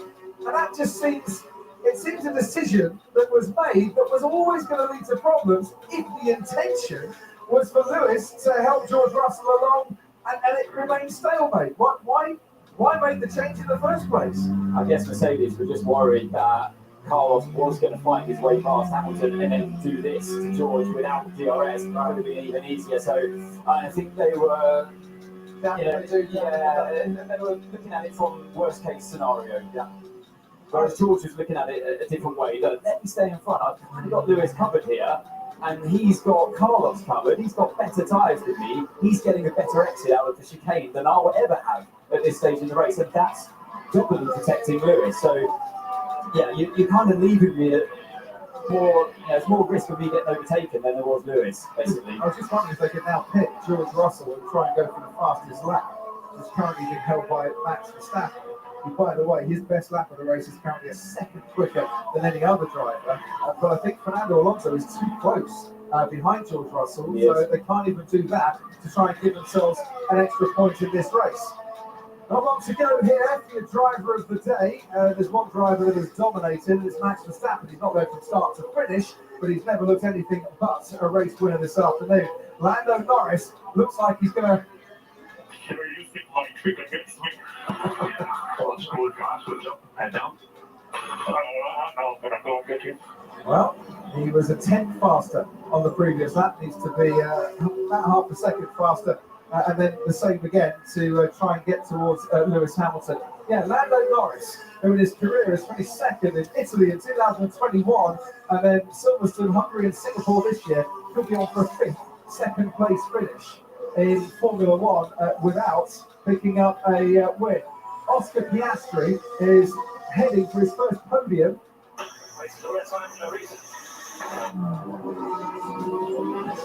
Heading for his first podium in a Grand Prix in his rookie season in what is his 16th race in Formula One, going one better than his fourth place at Silverstone.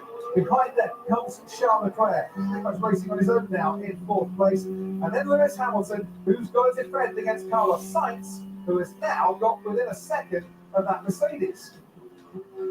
Yeah, we expected it, didn't we? At the end of the race, as we said, Hamilton would be fighting his teammate once again on better tyres, and with the offset, Sainz would be coming back at Lewis, who wasn't helped with that situation with Russell, who's now 6 seconds behind Charles Leclerc. It was 3 seconds when Leclerc came out after his last pit stop. So what can Carlos Sainz do? He's determined to go and get Lewis. Ferrari had to do what they did at the time. They had to protect their lead car, i.e. Charles Leclerc, and nothing they could do in that situation. They were always going to get undercut, one of their cars, by Lewis. 4 laps fresher tyres for Carlos Sainz in his battle with Lewis Hamilton. And it's a battle that is going right to the line. They were barely separated by much in Singapore 7 days ago, but that was Carlos Sainz winning and Lewis Hamilton joining him on the podium in third place. This battle is for fifth in a Japanese Grand Prix that is going to see Red Bull get their sixth Constructors Championship. Easy for you to say. Yeah, I wish it was. in their history. And Max Verstappen is about to start his final lap of this race. 9/10 of a second the difference between Hamilton and Sainz, and crucially for Hamilton, Sainz isn't close enough into the hairpin here. I don't expect he will be properly. I think you need to have around 1 second advantage pace-wise for the car that you're fighting to overtake on track with similar age tyres. And I don't think Sainz has quite got that over Lewis. This is going to be a 28th win since the start of last season for Max Verstappen. That would actually put him 9th on the all-time list of most Formula One wins. It is going to be a 13th win of the season for Max Verstappen, which will be tied for the second most in any season between Sebastian Vettel and Michael Schumacher. But it's going to be a very, very special win, not just for Max Verstappen, but for his Red Bull team. Here at Hondaland, Suzuka in Hondaland, where the Honda Corporation is celebrating their 75th anniversary today. Honda, who have helped develop the power units that is powering Max Verstappen and Red Bull to the top of the Constructors' Championship, and the top of a championship that no one will be able to pass them in about 1.5 kilometres time. 47 career wins, a season where Red Bull have absolutely dominated since the start of testing. This has been the car to beat. It's a car that the others haven't been able to beat, apart from that night in Singapore last week. And it's a car that's going to celebrate a Constructors' Championship. Max Verstappen rounds the final corner. He comes home to win the Japanese Grand Prix, and Red Bull can start the celebrations for a sixth Constructors' Championship, a second consecutive Constructors' Championship, and a job very well done. Now behind Red Bull, what a race for McLaren. What a brilliant race for Lando Norris, who comes home to finish in second place, and he brought his best in Formula One, but at a time very much in keeping for watching Formula One at the right time of the day. Australia is about to rise for its latest podium finisher as Oscar Piastri, for the first time in Formula One, comes home to take third place and stand on the podium. Behind the top three, Charles Leclerc racing to the line to take fourth place. Lewis Hamilton holding off Carlos Sainz to take fifth. Sainz takes George Russell, tries to make the one-stop word, the only one to try and make the one-stop word. It didn't quite happen for him. He comes home in seventh, ahead of Fernando Alonso, Pierre Gasly, and Esteban Ocon. Liam Lawson just misses out on the points. Red Bull really haven't missed a trick when it comes to points and wins this season. They are Constructors' Champions.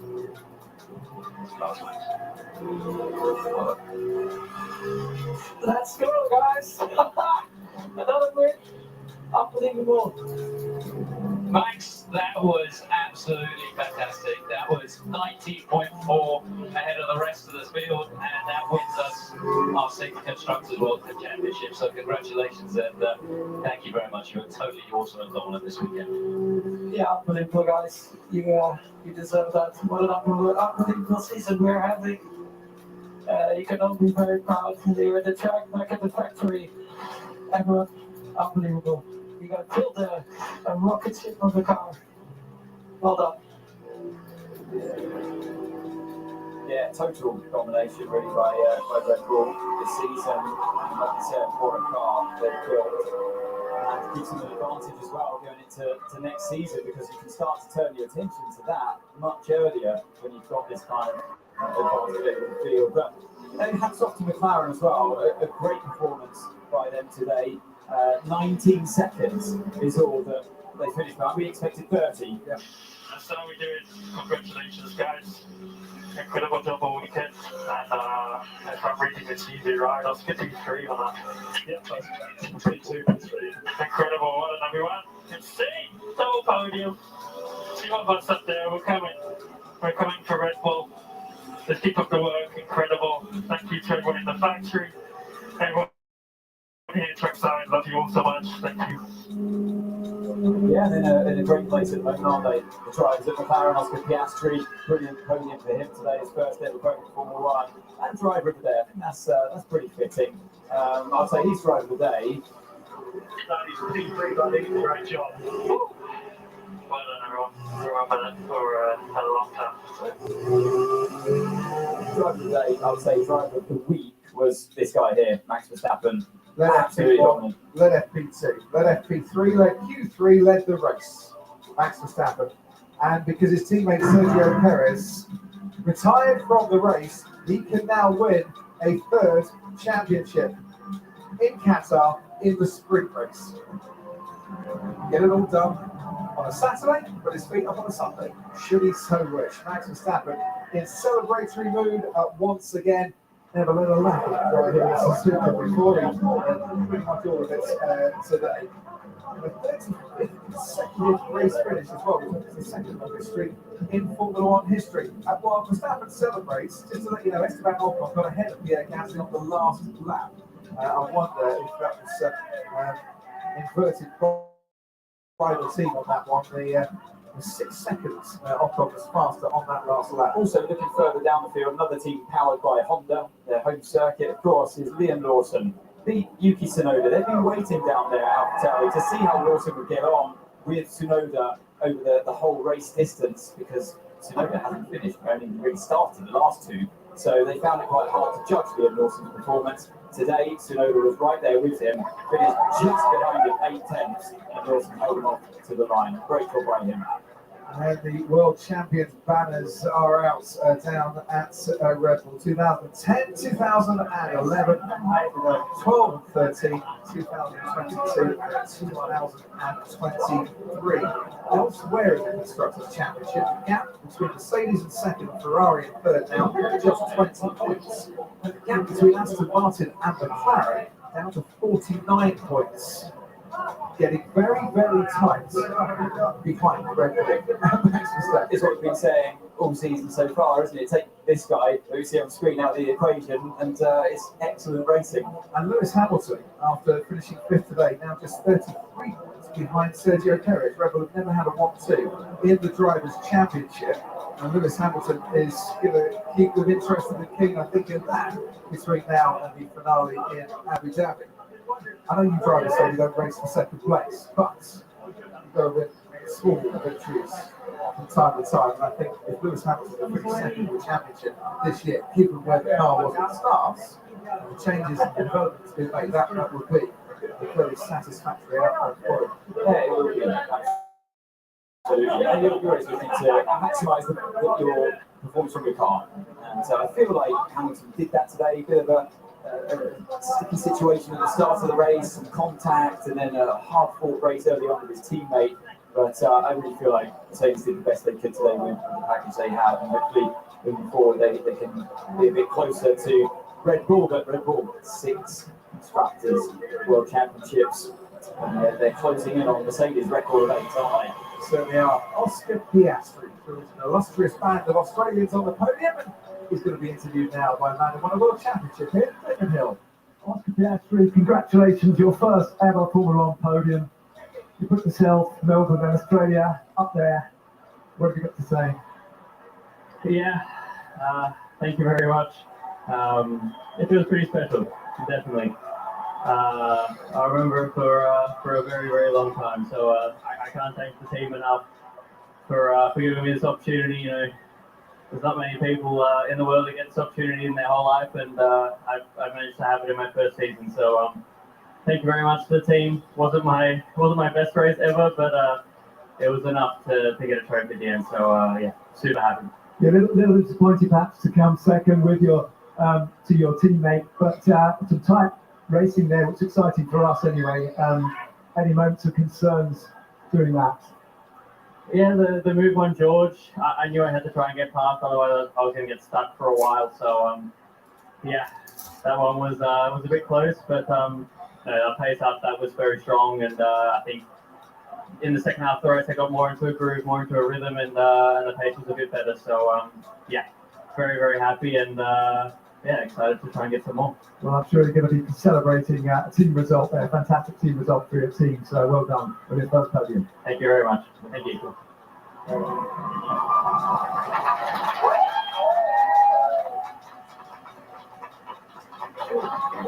Well, Orlando, you managed to pit. Well, Orlando, you managed to pit your teammate and very nearly Max Verstappen in the start there.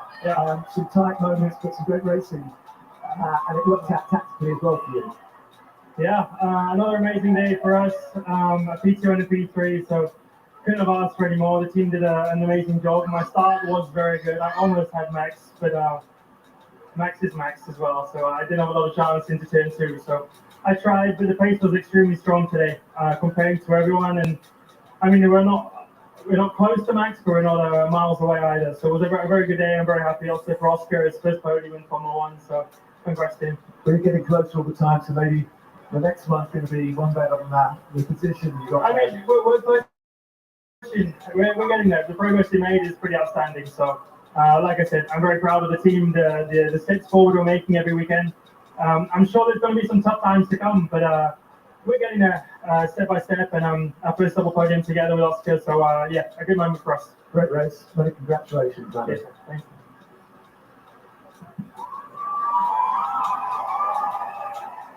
Max, back to winning ways. Absolutely superb performance all weekend, totally dominant, emphatic, and also you've helped your team secure its 6th Constructors title. Congratulations. Yeah, thank you very much. I mean, yeah, unbelievable weekend, of course, and to win here was great. I think the car was working really well on every compound, but of course the most important was also to win the Constructors. So yeah, very proud of everyone working at the track, but also back at the factory. I mean, yeah, we are having an incredible year, and I'm very proud of everyone. It looked very smooth. Were there any moments of concern? You had a bit of a tight one at the start there, going to turn 1. Only the start, probably a bit too much wheel spin, but after that it was quite a straightforward race record. Congratulations. Thank you. Well done to you and Red Bull. Straightforward race. Yeah, we've heard him say that a couple of times or more so far this season. Damon Hill conducting the interviews, and he's with Christian Horner. Christian Horner, congratulations to your team. Fantastic effort. Milton Keynes is celebrating our bet back there in England and the UK, but it's hard work becoming a Constructors' Championship. You've done it 6 times now. Yeah, I mean, it's been the most amazing race for us, the most amazing year, and it's all testimony to these guys and all the men and women back in the factory in Milton Keynes, and to Red Bull, to all our partners. It's the collection of an incredible effort of everybody doing their bit to achieve results like we've done, and of course, Max is just on another level at the moment. So today was an incredible performance. Not such a good day for Checo. I mean, it was a bit of a mare for him. Yeah. But even despite that, he managed to secure the championship. What was actually the problem with that side of things? I mean, not enough front wings by the looks of things. Yeah, he went for a few front wings today. I mean, from the very start, he got knocked around a bit, and then obviously picked up a penalty, and obviously the move on Kevin Magnussen. It wasn't his day, but he'll bounce back at the next race, and he's a big part of the success as well. I'm sure your pally at Honda will be very pleased as well. 75 years since the company started to win a victory here as well at their circuit. Tremendous. Yeah, it's been a great partner for us, and it's very fitting to win this championship here with Honda in front of all the fans here, and the support we've had the whole weekend has just been phenomenal. Well done. Thank you very much. Thank you. Once upon a time, drivers were comparing that Honda power unit to a GP2 engine. I don't think they're going to do that now. It's come a long way since those days, hasn't it? Back in the days when Fernando Alonso was racing for McLaren, but let's have a listen to their drivers with Max now. This was a bit hard. Yeah, well, because I had Lando coming towards me. I know it's not so much on this game. Yeah. It took them forever. Oh my god. It's got Wow.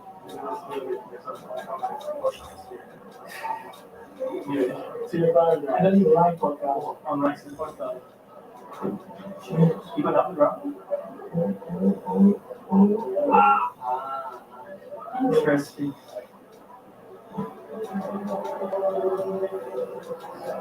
Oh. Is this at the end? We finished ahead. George did a one stop. Yeah. George, at one point I thought you were going to make it work.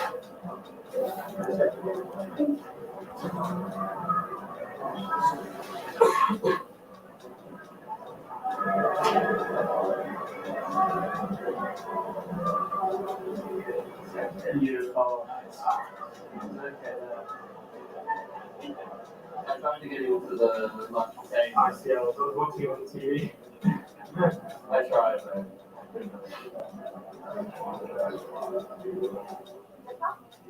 As a debrief, I always enjoy hearing the top 3 after the race. It's always nice, they're the only people in the world that can share that experience with you. So you've all been out there feeling the same thing. You heard them talking about the understeer in turn 2 and the lack of grip on that first lap, and nobody else feels it other than those 19 other drivers that are out there with you. So it's always good to get amongst the other drivers and talk it through, and to watch the race as well, because we're all fans ourselves. That's the reason we became drivers in the first place back in our karting days. Remember in 2012, Kamui Kobayashi taking a maiden podium here in Suzuka. Never went on to score another podium. I think the guy who's taking his maiden podium today is going to get many, many more in Formula One. And he's a man that joins Jack Brabham, Tim Schenken, Alan Jones, Mark Webber, and Daniel Ricciardo as Australian F1 podium finishers. Oscar Piastri, for the first time, the number 81 on the podium, by the way. Yeah, very impressed with Oscar. Rookie, to be there on the podium, like you said, already in his rookie season. And Lando Norris, what can you say about him? I'd love to see him in the other car in the Red Bull, giving this man a proper fight, because I think he would. A great race by Lando today at such speed, but nobody could touch Max Verstappen. He had the car to do it, and he utilised it well.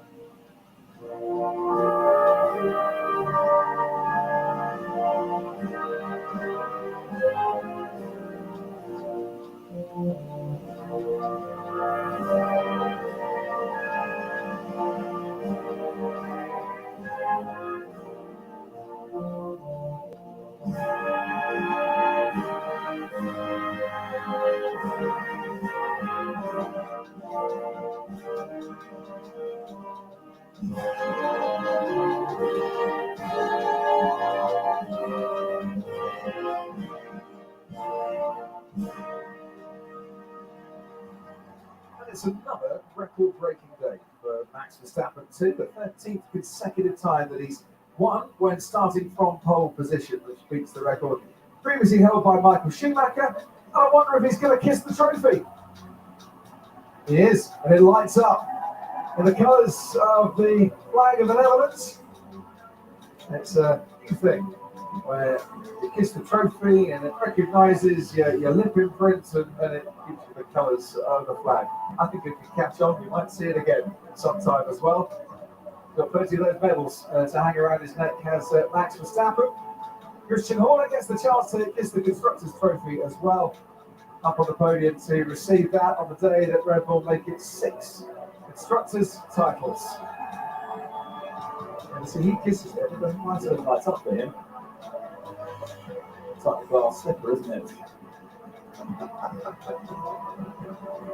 Lando Norris raises the trophy for second place up into the sky, and this for McLaren is their second, only their second double podium since the end of 2014. Lando was on the podium last time alongside Daniel Ricciardo. They were 1-2 at Monza. It's the first time that Oscar Piastri picks up a trophy. First rookie since Lance Stroll in Baku in 2017 to finish on the podium. It's smiles for McLaren. They gave it their best shot today. But once again, the best shots weren't good enough to shoot down the Red Bulls. They have made themselves Constructors' champions for a second consecutive year. It's all smiles for them. And it's on to Qatar, where Max Verstappen can win his third consecutive World Drivers' title. Hey there, I'm Nicole Briscoe. Thank you for watching ESPN's presentation of the Formula One Lenovo Japanese Grand Prix. Our coverage is presented exclusively by Mercedes-Benz, and you can see post-race coverage right now. That is over on ESPN3. We're back in a couple of weeks for the Formula One Qatar Airways Qatar Grand Prix on Sunday, October the 8th. We'll see you then.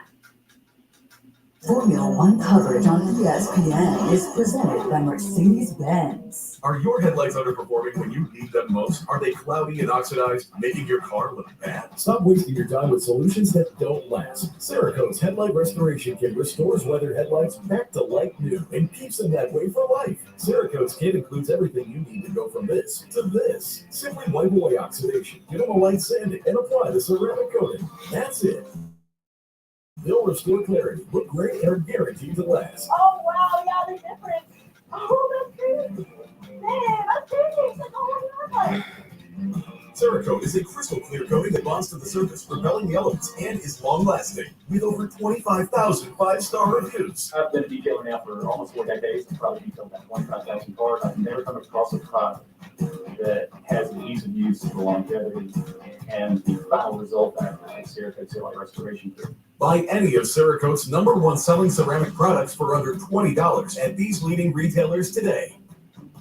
When I was 14, I fell in love with video games. I looked online to see if I could find any courses that offered computer science or games development. I'm getting my bachelor's degree online from the University of London on Coursera. It was affordable and just having that flexibility was really nice. There are so many things that you can be, and if you want to be it, you could be it on Coursera. To earn your degree from a world-class university online, apply today at Coursera.org. You push it. You try to hold them shut, but your doors won't stay closed no matter what. Introducing Ruby Monkey Magnets. Ultra-thin magnetic plates that will keep your doors and drawers shut. Just peel to reveal the super strong adhesive. Place the monkey, then the magnet, and close. Installation is that simple, and now you have a door that will stay shut. The secret is the ultra-strong industrial magnet's powerful attraction that holds tight. Monkey magnets work on most surfaces and are perfect for cabinets, dresser drawers, sliding closet doors, and more. Even your outdoor problems are solved in an instant because they're corrosion and rust resistant. Call or go online now to get 8 sets of monkey magnets for only $9.99. Due to rising costs, this may be your last chance to get monkey magnets at this low price. There is a strict limit of 1 house pack per order. Go now. Call 1-800-497-6530. Call or visit getmonkeymagnets.com. So call 1-800-497-6530 now. Have you ever felt leg pain, restlessness, cramps, tingling, swelling, numbness? If you've ever experienced the warning signs of bad circulation, then you need Legzercise Pro, the natural circulation booster that uses continuous automatic leg movement to soothe pain and promote healthy circulation the natural drug-free way. Soothe pain and calm restless legs. Reduce swelling in your legs, ankles, and feet, and stimulate healthy circulation. Stay active with Legzercise Pro. This is SportsCenter Los Angeles. An epic day of college football headlined by a top 10 matchup in South Bend between Ohio State and Notre Dame. Toughness would prevail. Primetime in Eugene was incredible. For one team, who's talking fairy tales and who's keeping receipts now that it's over? Plus, NFL stars in question heading into Sunday's games. We'll tell you who's in, who's out, and who's in limbo on SportsCenter. They're fighting for clicks, we're fighting for wins.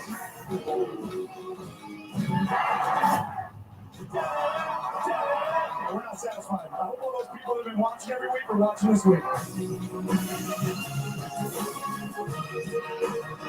Hey, we hope so too. Welcome to the show. I've always been the caller. I'm Stan Barrett. Settle in for the next hour. We have a blockbuster sports that are all lined up for you. We'll begin with a college football Saturday with 6 games between ranked teams.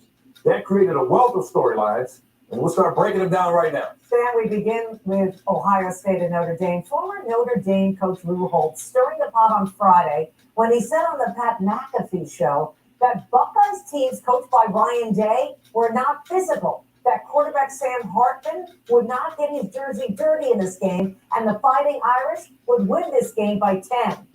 Talk about extra inspiration. Let's see what we're looking at, shall we? There it is, the 118th top 10 matchup for Ohio State and the 103rd for Notre Dame. Good for first and second most top 10 matchups all time. There are the coaches. Fourth quarter, Notre Dame trails by 3. Irish 4 and 10 from their own 35. Sam Hartman finds Mitchell Evans, and Notre Dame is on the move and off to a great start. A few minutes later, 11th play of the drive, second and goal from the 2. Hartman finding Rico Flores Jr. back in the end zone, touchdown. 11th play, 96-yard drive for the Irish. Hartman with a passing TD in 35 straight games, now 14-10 Notre Dame. Ensuing Buckeyes drive, 3rd and 1 from the Notre Dame 11. Travion Henderson is stopped short. Ryan Day forced to go for it on 4th and inches. And here we go. Becca Abuka. And he stopped for no gain. And Ohio State has to turn it over on downs in the red zone. Next Notre Dame drive, 2nd and 15 to their own 29. Hartman looks out right, and he's nearly picked off by JT Tuimoloa. A great chance for Tuimoloa. Notre Dame forced to punt later in the drive. Ensuing Ohio State drive, 4th and 7. Kyle McCord to Julian Fleming, who gets the first down. Talk about money. Buckeyes stay alive later in the drive. 22 seconds left. McCord pressured. Has to throw it away. But wait a minute. A flag would be thrown for intentional grounding. McCord, see it again. Still in the pocket. Throws it to a spot. No receiver there. That results in a 10-second runoff, and Ohio State is forced to use their final timeout. Next play, 3rd and 19. Seconds to go. McCord finding Abuka, catches it at the 1. Ohio State gets up, clocks it with 7 seconds left. After a failed try a second ago, 3 seconds left, third to go from the one. The Notre Dame defense only has 10 men on the field. Oh, wow. Jim Trainum gets the handoff and goes in for the touchdown. The Florida is loving it. Oh, yeah, see, what about Hartman? He can't believe it. Ryan Day does it, leads the Buckeyes to a win over the Irish. Toughness, that's it. Physicality, across the board, finish it off, having guts. You know, like I like to know where Lou Holtz is right now. What he said about our team, I cannot believe. This is a tough team right here. We're proud to be from Ohio. It's always been Ohio against the world. And it'll continue to be Ohio against the world. But I'll tell you what, I love those kids. We'll get a tough team. Film showed that on that last play, there were only 10 people on the field. Just curious what happened. Yeah, we were trying to get a 4-3 line on the field, and I told him to stay off because we can't afford penalty. I didn't have any timeout, right? So we couldn't afford a penalty there. You know, and yeah, it's on us. It's gotten better.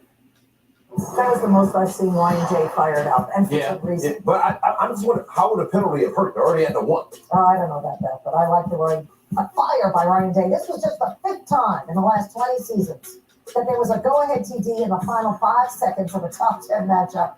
We all remember the others. Hunter Renfrow in the national title game, the kick 6 in the Iron Bowl, Michael Crabtree against Texas, and the Bush. And I'd rather have 11 guys at the one than 10 at the 11 guys at the half than 10 at the 1 yard. Anyway, number 19 Colorado on the road at Oregon to take on the number 10 Ducks. Biggest test so far for Deion Sanders without two-way star Travis Hunter, who got hurt last week against Colorado State. Here's what Oregon coach Dan Lanning had to say to his team in the locker room pregame. The Cinderella story is over, man.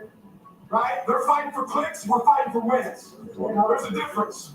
Right? There's a difference. Right? This game ain't going to be played in Hollywood. It's going to be played on the grass. He's been working on those lines. That's a good one.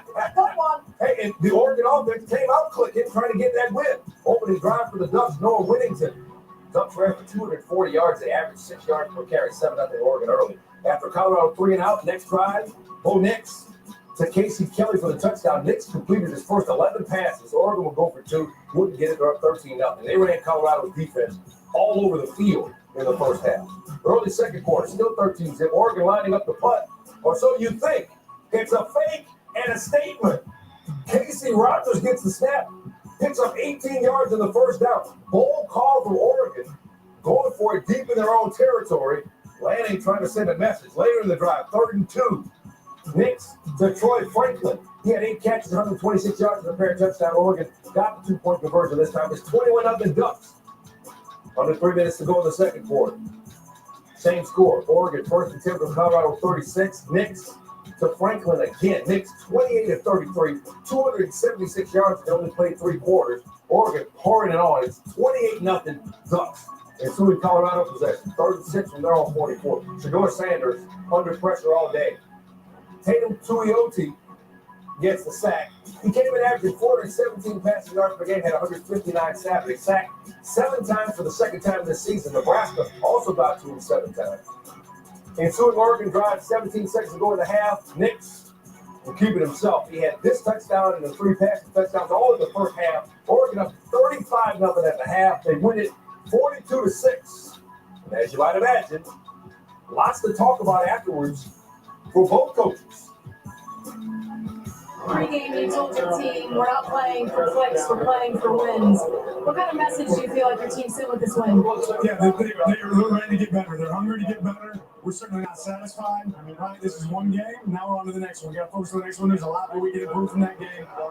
Fun, energetic on the field. Our guys have a standard to uphold. Good old-fashioned butt kicking. No excuses, no nothing. Their coaches did a heck of a job preparing their team. Obviously, we didn't. Teams are trying to beat me. They're not trying to beat our team. They keep forgetting I'm not playing anymore. I had a great career. I'm serious. I got a gold jacket, ain't back. So I'm good. But that's what it really is. I don't say stuff just to say it for a play. You know, I'm contrary to what somebody say. But I keep receipts. But I'm serious. I analyze and I understand what we're up against and what we have and what we need. One thing that I could say honestly and candidly, you better get me right now. This is the worst we're going to be. You better get me right now. Well, Oregon got him. This was Colorado's fourth worst loss ever as a ranked team and their largest in 21 years. Shedeur Sanders pressured on the season high 49% of his dropbacks. He averaged less than 3 yards per attempt when Oregon got pressure. On the other side, Bo Nix completed 85% of his attempts, tying himself for the second best mark in Oregon history. Let's go to Tuscaloosa. Alabama looking for their 8th straight win against Ole Miss. Yep, and there is Lane Kiffin 0-3 against Nick Saban as Ole Miss's head coach. Saban's lost 3 of his last 7 against former assistants. Jalen Milroe back in at QB, and he's picked off in the end zone. Milroe, bad throw. First time Alabama has trailed at the half in consecutive home games under Saban. They were down 7-6 at recess. Let's go to the third. It's got to get better, right, for the Crimson Tide. 2nd and 10 from the 25. Milroe, airing out to Jermaine Burton. That's a gain of 54 yards. Milroe, 17-21 for 225 yards and a TD. Alabama would settle for a field goal up 9-7. Jackson Dart off target, picked off by Terry and Arnold, and Arnold returns it to the Alabama 41-yard line. Crimson Tide defense keeping the Tide in this game. Alabama now has the ball 1st and 10. Milroe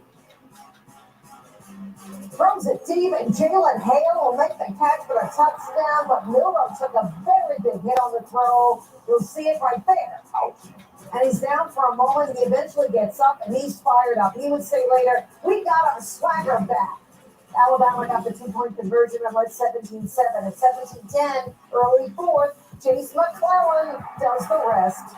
Alabama dominant since the second quarter, outscoring Ole Miss 21-3. The final score, 24-10. We believe in our team, and it was important for them to believe in each other. But there's a responsibility that goes with that belief in terms of being accountable to do your job, play with discipline, try to play with the kind of toughness and physicality that we want to play with as a team, and eliminate, the my bads that have been really critical in us being successful.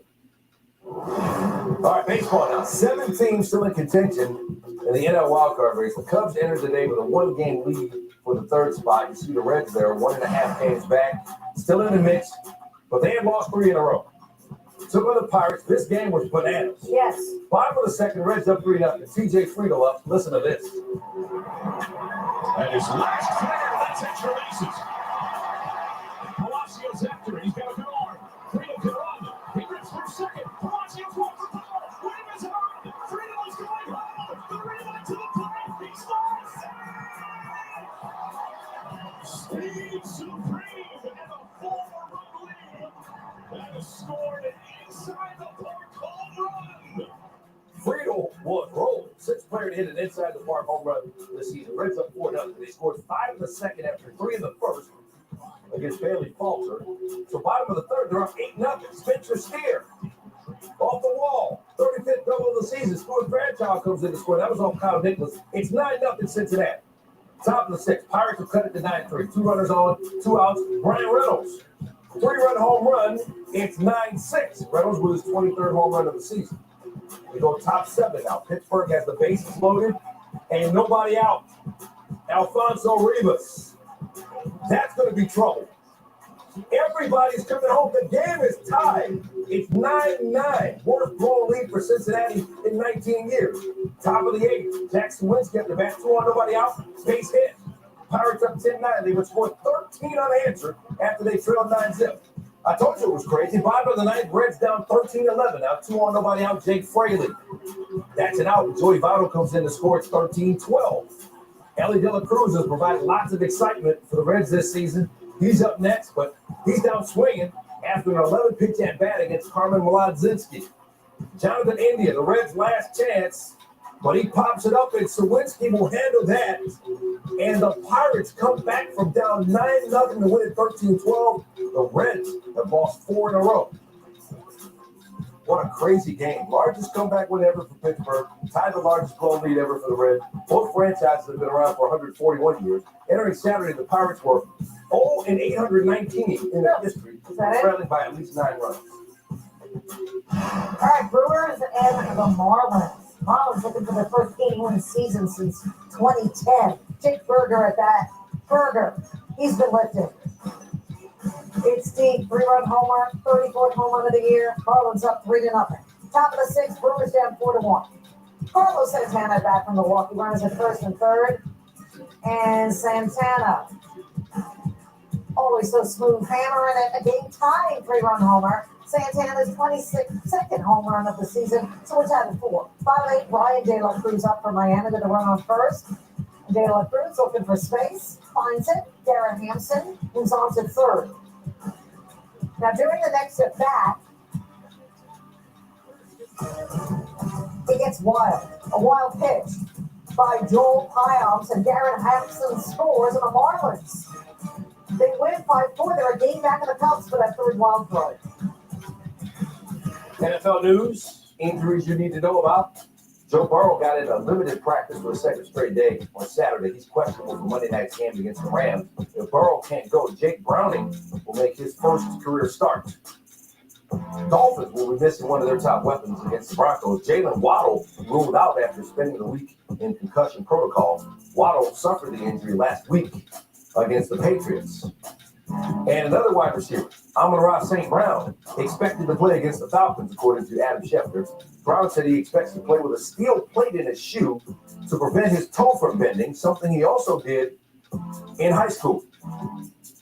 Elsewhere, DK Metcalf expected to play through a rib injury against the Panthers. DeAndre Hopkins expected to play at the Browns despite an ankle injury. It's also good news for the Chiefs offense as Isaiah Pacheco and Kadarius Toney are both expected to take the field against the Bears. Nick Chubb got some great news Saturday. The knee injury he suffered in the Monday night game, not as serious as first thought. Initial test revealed the Cleveland Browns running back tore only his left MCL, not his ACL. So Chubb's recovery timeline now expected to be 6 to 8 months. Surgery is slated for this week. To help fill the void, former Browns running back Kareem Hunt is back with the team after signing a 1-year deal worth $4 million. Coming up on SportsCenter from Los Angeles, fourth-ranked Florida State making the trip to Clemson. How disrespect fueled the Seminoles while the Tigers attempted to pull up a home upset. AL West pennant race heating up with 3 teams vying for the top spot. See if the Rangers could expand on their tight division lead. And we'll preview the WNBA playoff semifinals with a look at how the final 4 teams stack up before the game 1s on Sunday.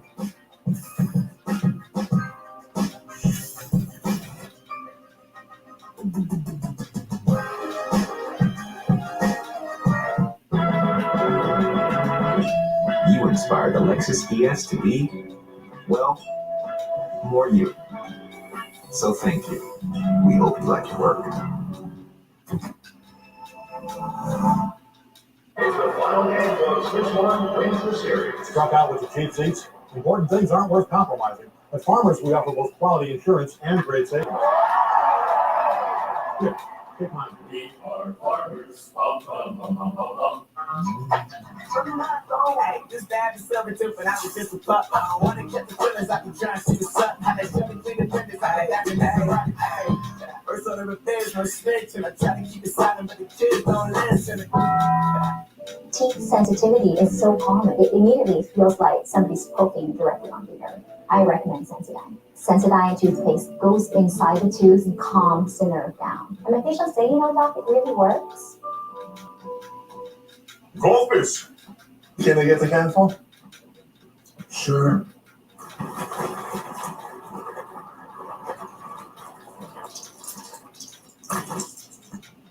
Happy? Go for the handful. Yeah, with Metro, there's no contracts, no price hikes, no surprises. There's no yada yada. Yada yada. Price hike yada yada. Yada yada yada means wireless without the gotcha. Only at Metro. Mr. Clean Magic Eraser powers through tough messes, so it makes it look like I spent hours cleaning. And no, I didn't. It makes my running shoe look like new. It's amazing. It's so good, it makes it look like I have magical powers. Magic Eraser and sheets make cleaning look easy. Introducing KFC's new hot and spicy wings. Spicy marinated and hand-breaded. Hit it! Hey, I got more wings! All right! Get 8 wings for just $4.99. nice. Thank you, legendary mixing console, for all the years of music you've given us. Thank you, tiny guitar pick. Thank you, main volume knob. I'm sorry I always have you on 10. Thank you, flannel, for keeping the grunge dream alive. Thank you, faders, for making things louder and quieter and louder and quieter. And thank you, silence. All right, let's get back to it.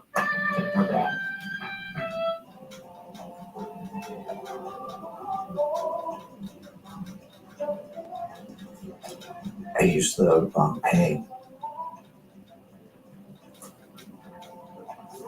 Snickers satisfies. It's the final game, folks. Which one wins the series? Struck out with the cheap seats. Important things aren't worth compromising. At Farmers, we offer both quality insurance and great savings. Here, take mine. We are farmers. Bum, bum, bum, bum, bum, bum. This is a story that takes place every Saturday in front of thousands, hundreds of thousands. They're singing, chanting, yelling, back-to-back champions, and those looking for revenge. This story has magic rocks, wild animals, techno, and a new sheriff in Boulder. This story has everything you want in a great story. So what do you say? You want to hear a story? You want to hear a story? This is a story that takes place every Saturday in front of thousands, hundreds of thousands, in swamps, deserts, woods, on the top of mountains, with rivalries that go back decades, back to the beginning of time.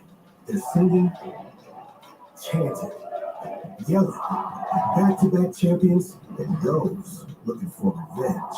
This story has techno, wild animals, masked bandits, and a duck that rides a bike. No, that kind of bike. There's magic rocks, human jukeboxes, arms that are cannons, and a new sheriff in Boulder. This story has everything you want in a great story. So what do you say? You want to hear a story?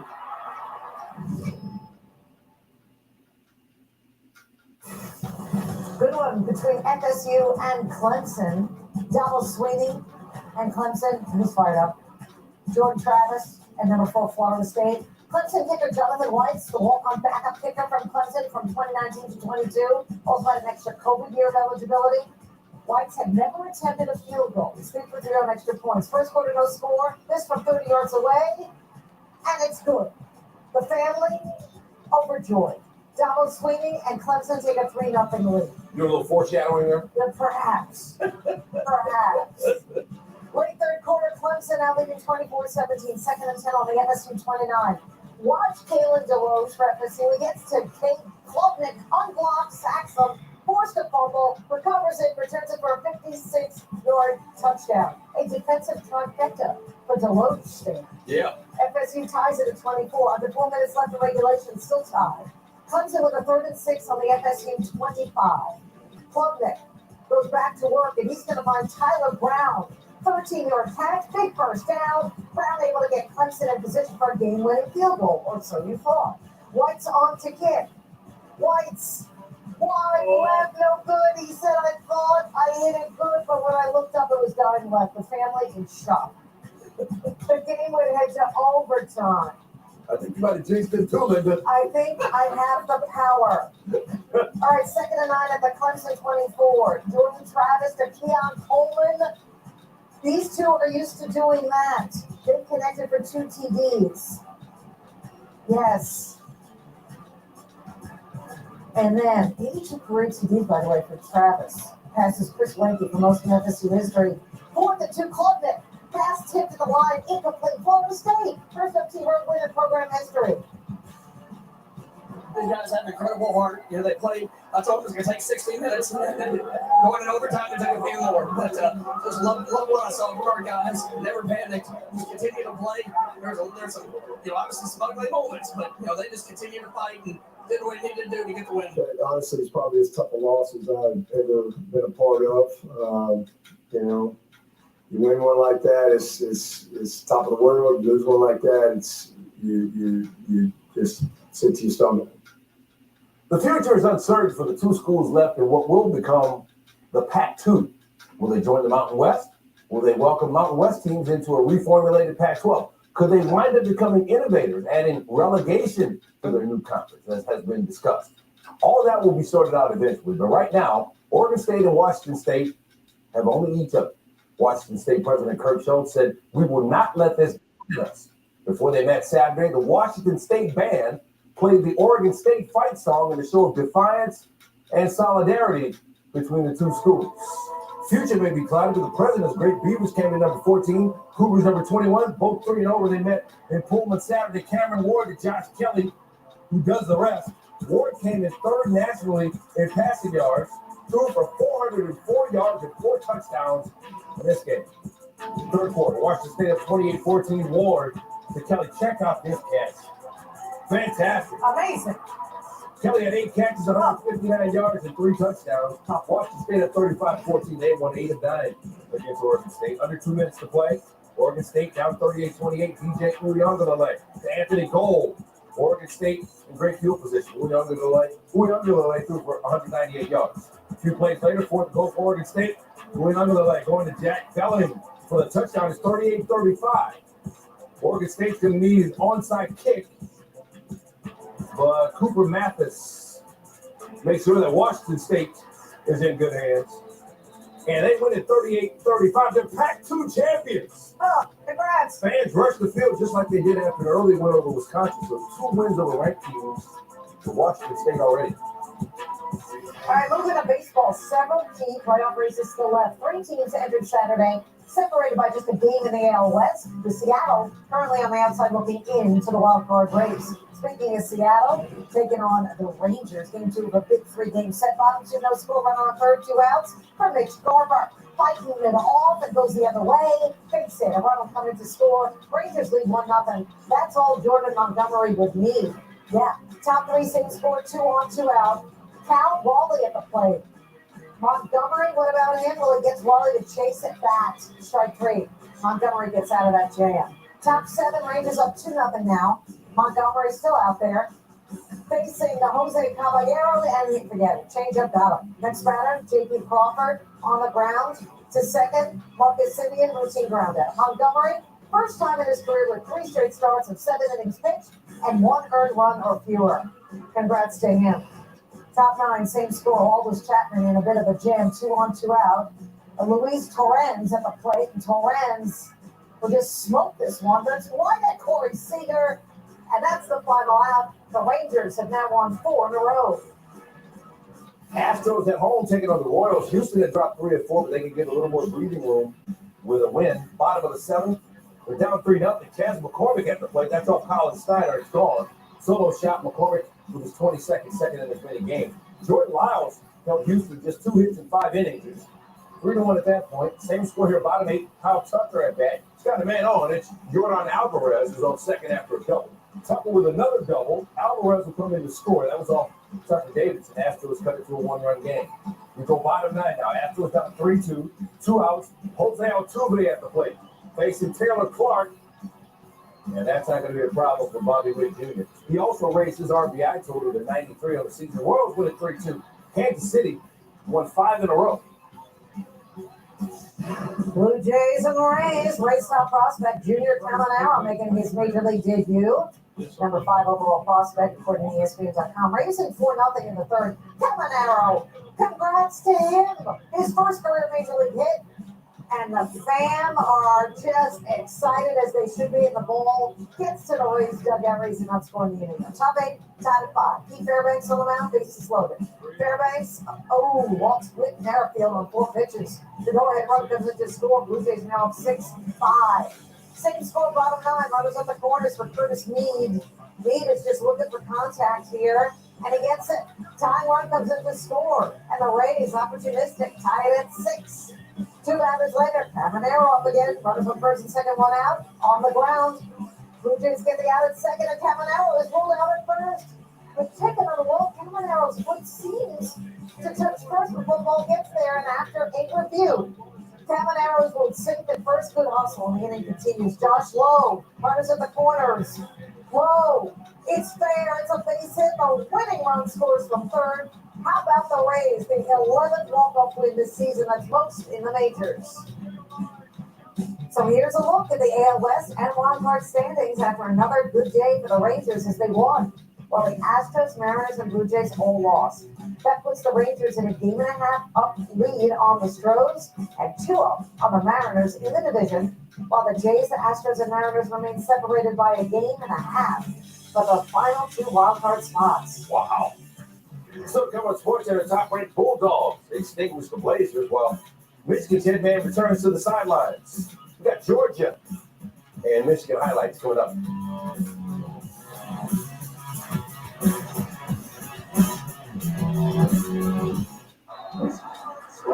Not you eating on your daddy's white carpet.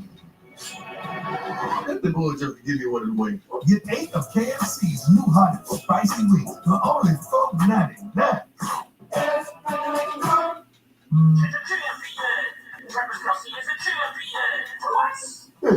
My new ringtone. Travis, zip it. Make sure you're a big guy.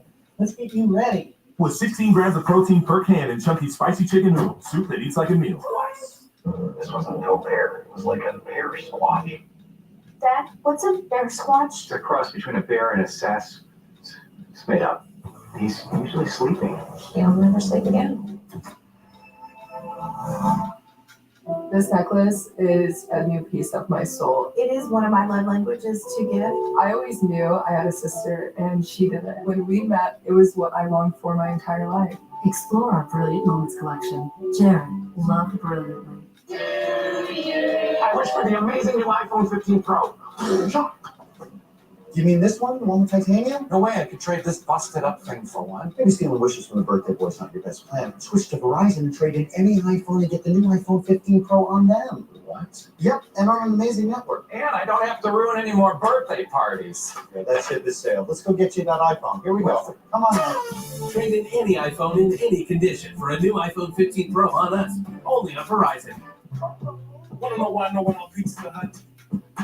Pizza Hut meat lovers melt and filled with almost a half a pound of meat and cheese for just $6.99.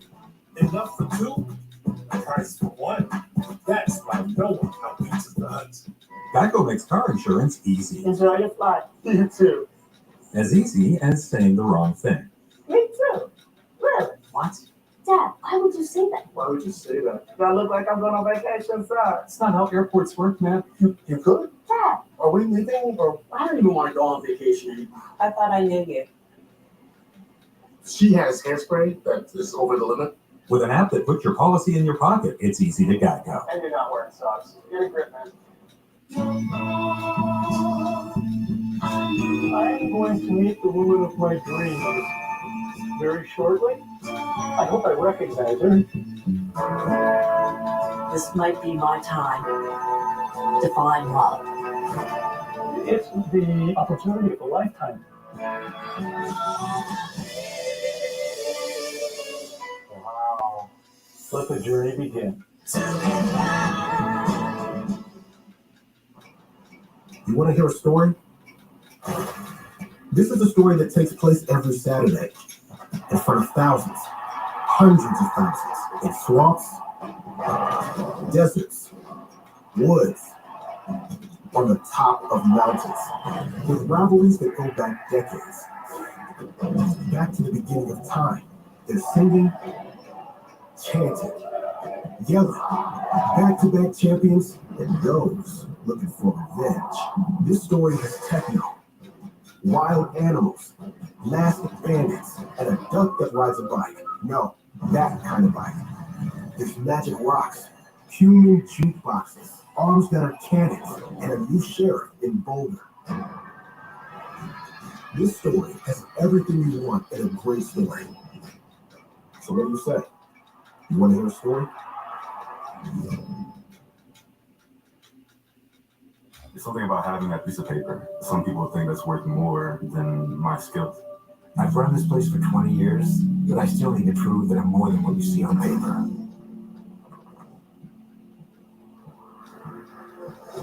They can't ignore you. It's the way my mind works. I have a very mechanical brain. Analytics and empathy. That's how you get clients. I am bored. I'm bored.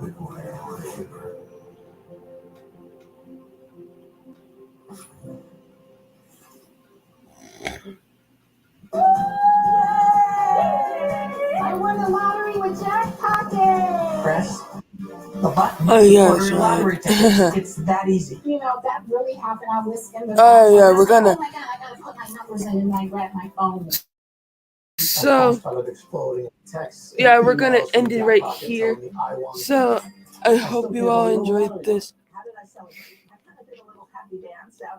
and I hope you all have a wonderful day. And I'll see you all on October 8th, which will be my last F1 stream until October 29th. I think. I'm gonna double check the schedule. Yeah. See you all later.